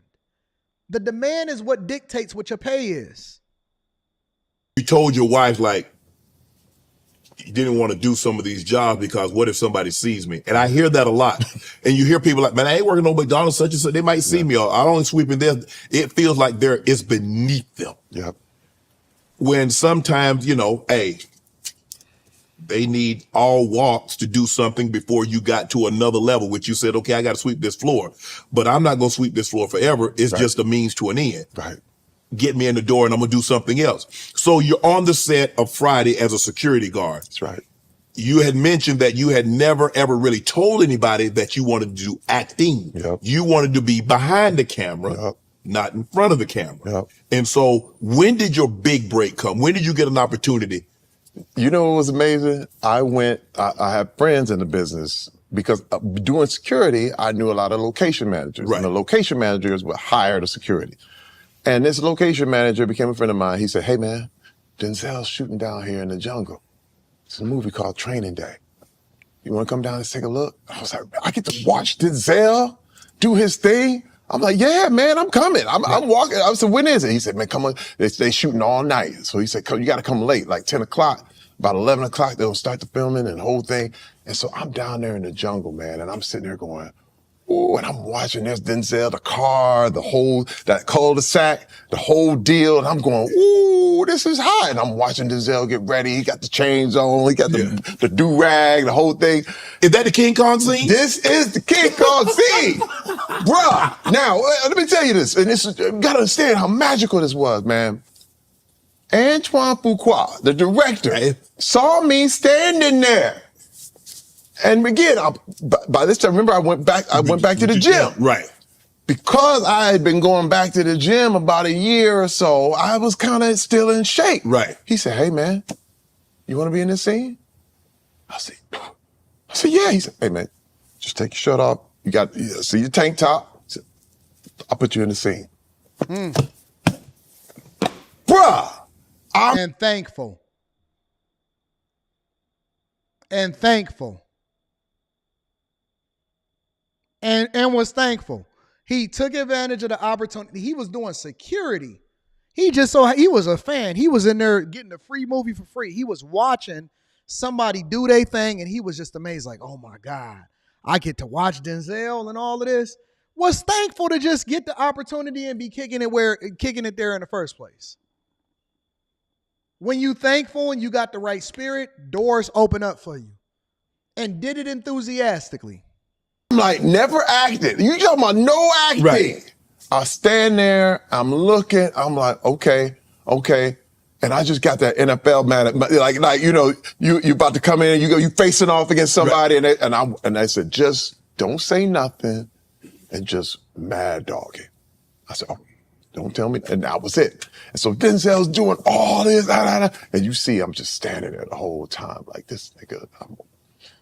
And dude, it changed my life.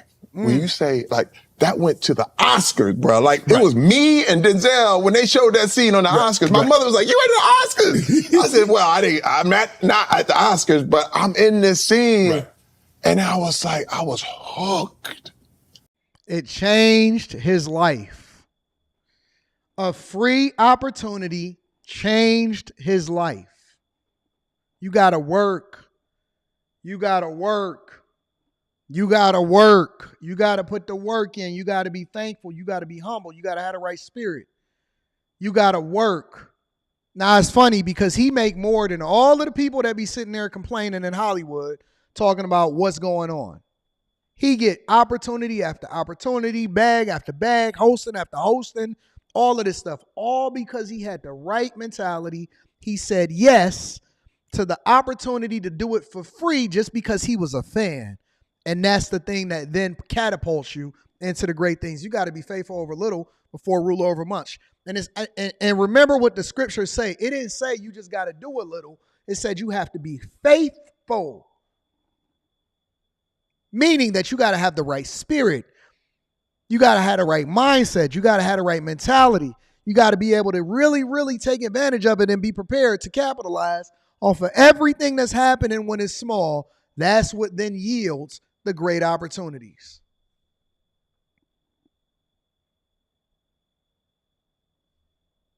Like, when I say hook, because all I had to do was just, because remember, man, I'm on the NFL field and my mind is already going all right. I was like, this is what I always want to do. I said, man, now I'm in my element. Don't mess this up, right? Bruh, watching this, then I got a chance to look at his script. And his script was on the card. And he had written, the wages of sin is death on the top of his script. I was like, he's stunning. And I watched how he prepared. And I was like, that's that level I have to get to. That's what and all of a sudden, there it was, the acting thing. And what happened was, Cube remembered me. He was like, yo, man, you the security guard. Because everybody loved Training Day. When Training Day came out, he said, man, we doing another Friday. I got a call from the location manager. They said, hey, man, Cube, people want to see you. I went in. It was me, Cat Williams, sitting next to each other in a little bitty room. And he was like, man, come on in. We got this. Because Tiny Lister didn't want to do, my good friend. Yeah. God bless his soul. Yep. Tiny Lister didn't want to do the third one. And they said, we got a new character, a guy named Damon and the whole thing. I was like, and see, you got to understand too, I had nothing to lose. Right. Like when I say nothing to lose, I came in there like Craig and Day Day. Just the niggas I want to see. You know, bro, I had nothing. I went back to Flint on them. I was like, this is where I came. These are the cats I knew. Right. And I came in there, man, and Offset, Cube, everybody, they're like, ah, they're like, oh. And then Cat came in and just the audition. And they said, you in. And Friday after next. Listen, I saw Cube probably about a month ago. And I walked up to him, man. I said, dude, thank you. Thank you. I said, you have no idea how many careers you started just by giving us that shot. Right. A lot of people never, ever really give props what props is due. Mm-hmm. You know, because they're like, well, I didn't get that much money, but dude, that was my start. Yep. Well, listen, I was in a little bitty cubicle. Man, I was just thankful. I was walking around. And listen, and what was so crazy is me and Cat was homeless at the time. Wow. So Cat was living in his trailer. And me and Cat said, hey, man, and I remember talking to Cat, I said, Cat, I said, we never get another opportunity. We got to make sure they remember us. I said, because we the two new cats in this whole thing. They know everybody else. Right. I said, but it's me and you. And remember, man, I was not going to let what happened in my football career happen to my entertainment career. Man, I'm listening to you tell the story, T. Hold on. It's so many gems in this. This is crazy. See, this is the type of interviews that I like because there's so many gems in it. He said, listen, I'm not going to let what happened in my NFL career happen in my entertainment career. I'm going to approach this completely different. And think about it like this. This is the last thing that I want to hit up on. He said, look, he told Cat, we the two new people in here. We got to make sure that they remember us. Don't y'all realize that in everything that you do is somebody that's looking to take your spot? I'll do you one better. It's not just people that's looking to take your spot. They looking to take your life. They want your spouse. They want your job. They want the opportunity, and they waiting and they hungry. It's some young dude, some young woman that is waiting for their shot and waiting for their opportunity, and they got the same mentality as Terry Crews just described when he said, listen, all of these people out here, they already know them. See, you walking in like a superstar already. You late. You think you the man. You think you done already won. You show up when you want to. You live stream when you want to. You get to it when you want to. You just let people get, hey, listen, I get there when I get there. You a superstar. You ain't even really did nothing yet. Man, don't you know it be people in my own city that's not even really there yet, but they be Hollywooding, and I be seeing them from a distance? Man, look, bro, not one person that has ever walked up to me, not one person that has ever walked up to me can sit here and say that they did not leave the conversation loving me or understanding that I'm actually the dude that they want to be rocking out with. Every single person that I meet in real life, every opportunity that I get, I'm there early. Every single situation, I'm going to capitalize off of it. I'm going to make it memorable. I don't know who watching. I don't know what next opportunity is going to come. I don't know what this is going to translate into. I don't know what you're going to wind up becoming as a result of then continuing to do your thing, and then you may blow up and then remember me. I don't know if this person is going to be the person that rock out with me the hardest, that have my back, that wind up working with me or for me, or I'm working for them. They may turn into some great executive. I don't know who you are or what you are, but I know one thing is for sure, and the two things is for certain.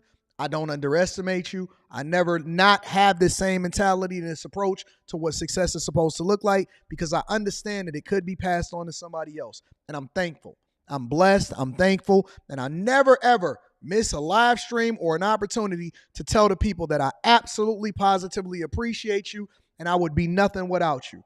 I'm very, very thankful, and I'm appreciative. And to the day that I close my eyes, it could have been somebody different. It could have been some other situation. I could have been in a whole nother position, but I'm blessed, I'm thankful, and I'm going to capitalize off of the opportunity that's in front of me. That's my mentality, man. That's the mentality of a winner. How you going to Hollywood and you ain't even in Hollywood yet?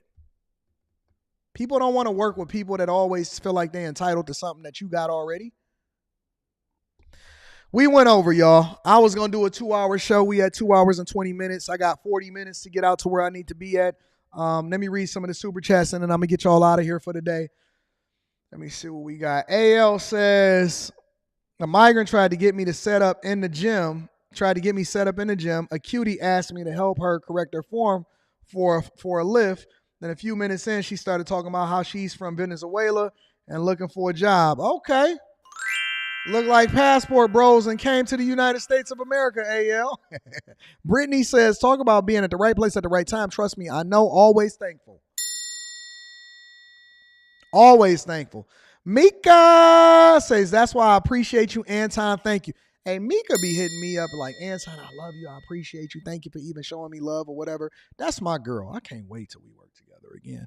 Jade Noir, 89 says, dang, Cruz was just standing there and Fuqua gave him a shot that changed the trajectory of his life forever. Only in America, baby. Trump 2024. That's a fact. Sister!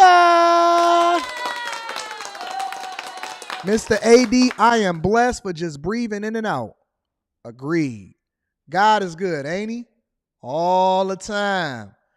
The greatest ever. ABJ's Wise, Strong, and Safe. The greatest ever. Freight Train Shane. The greatest ever. Trading with Chris.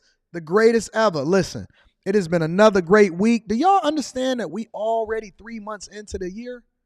3 months into the year. We blessed, ain't we? We blessed. Let's run it up. Chasers, bag chasers, Patreon members, live stream this weekend on Sunday after hours tonight. We gonna get it in. I love y'all. I appreciate y'all. I need y'all to do me one more favor before we get up out of here. Make sure you share this with your family and friends. We don't want to be successful by ourselves. I love you. I appreciate you. You guys are the greatest. I love y'all. I can't wait to see y'all and live stream with y'all tonight. Let's get it popping. Be safe, y'all.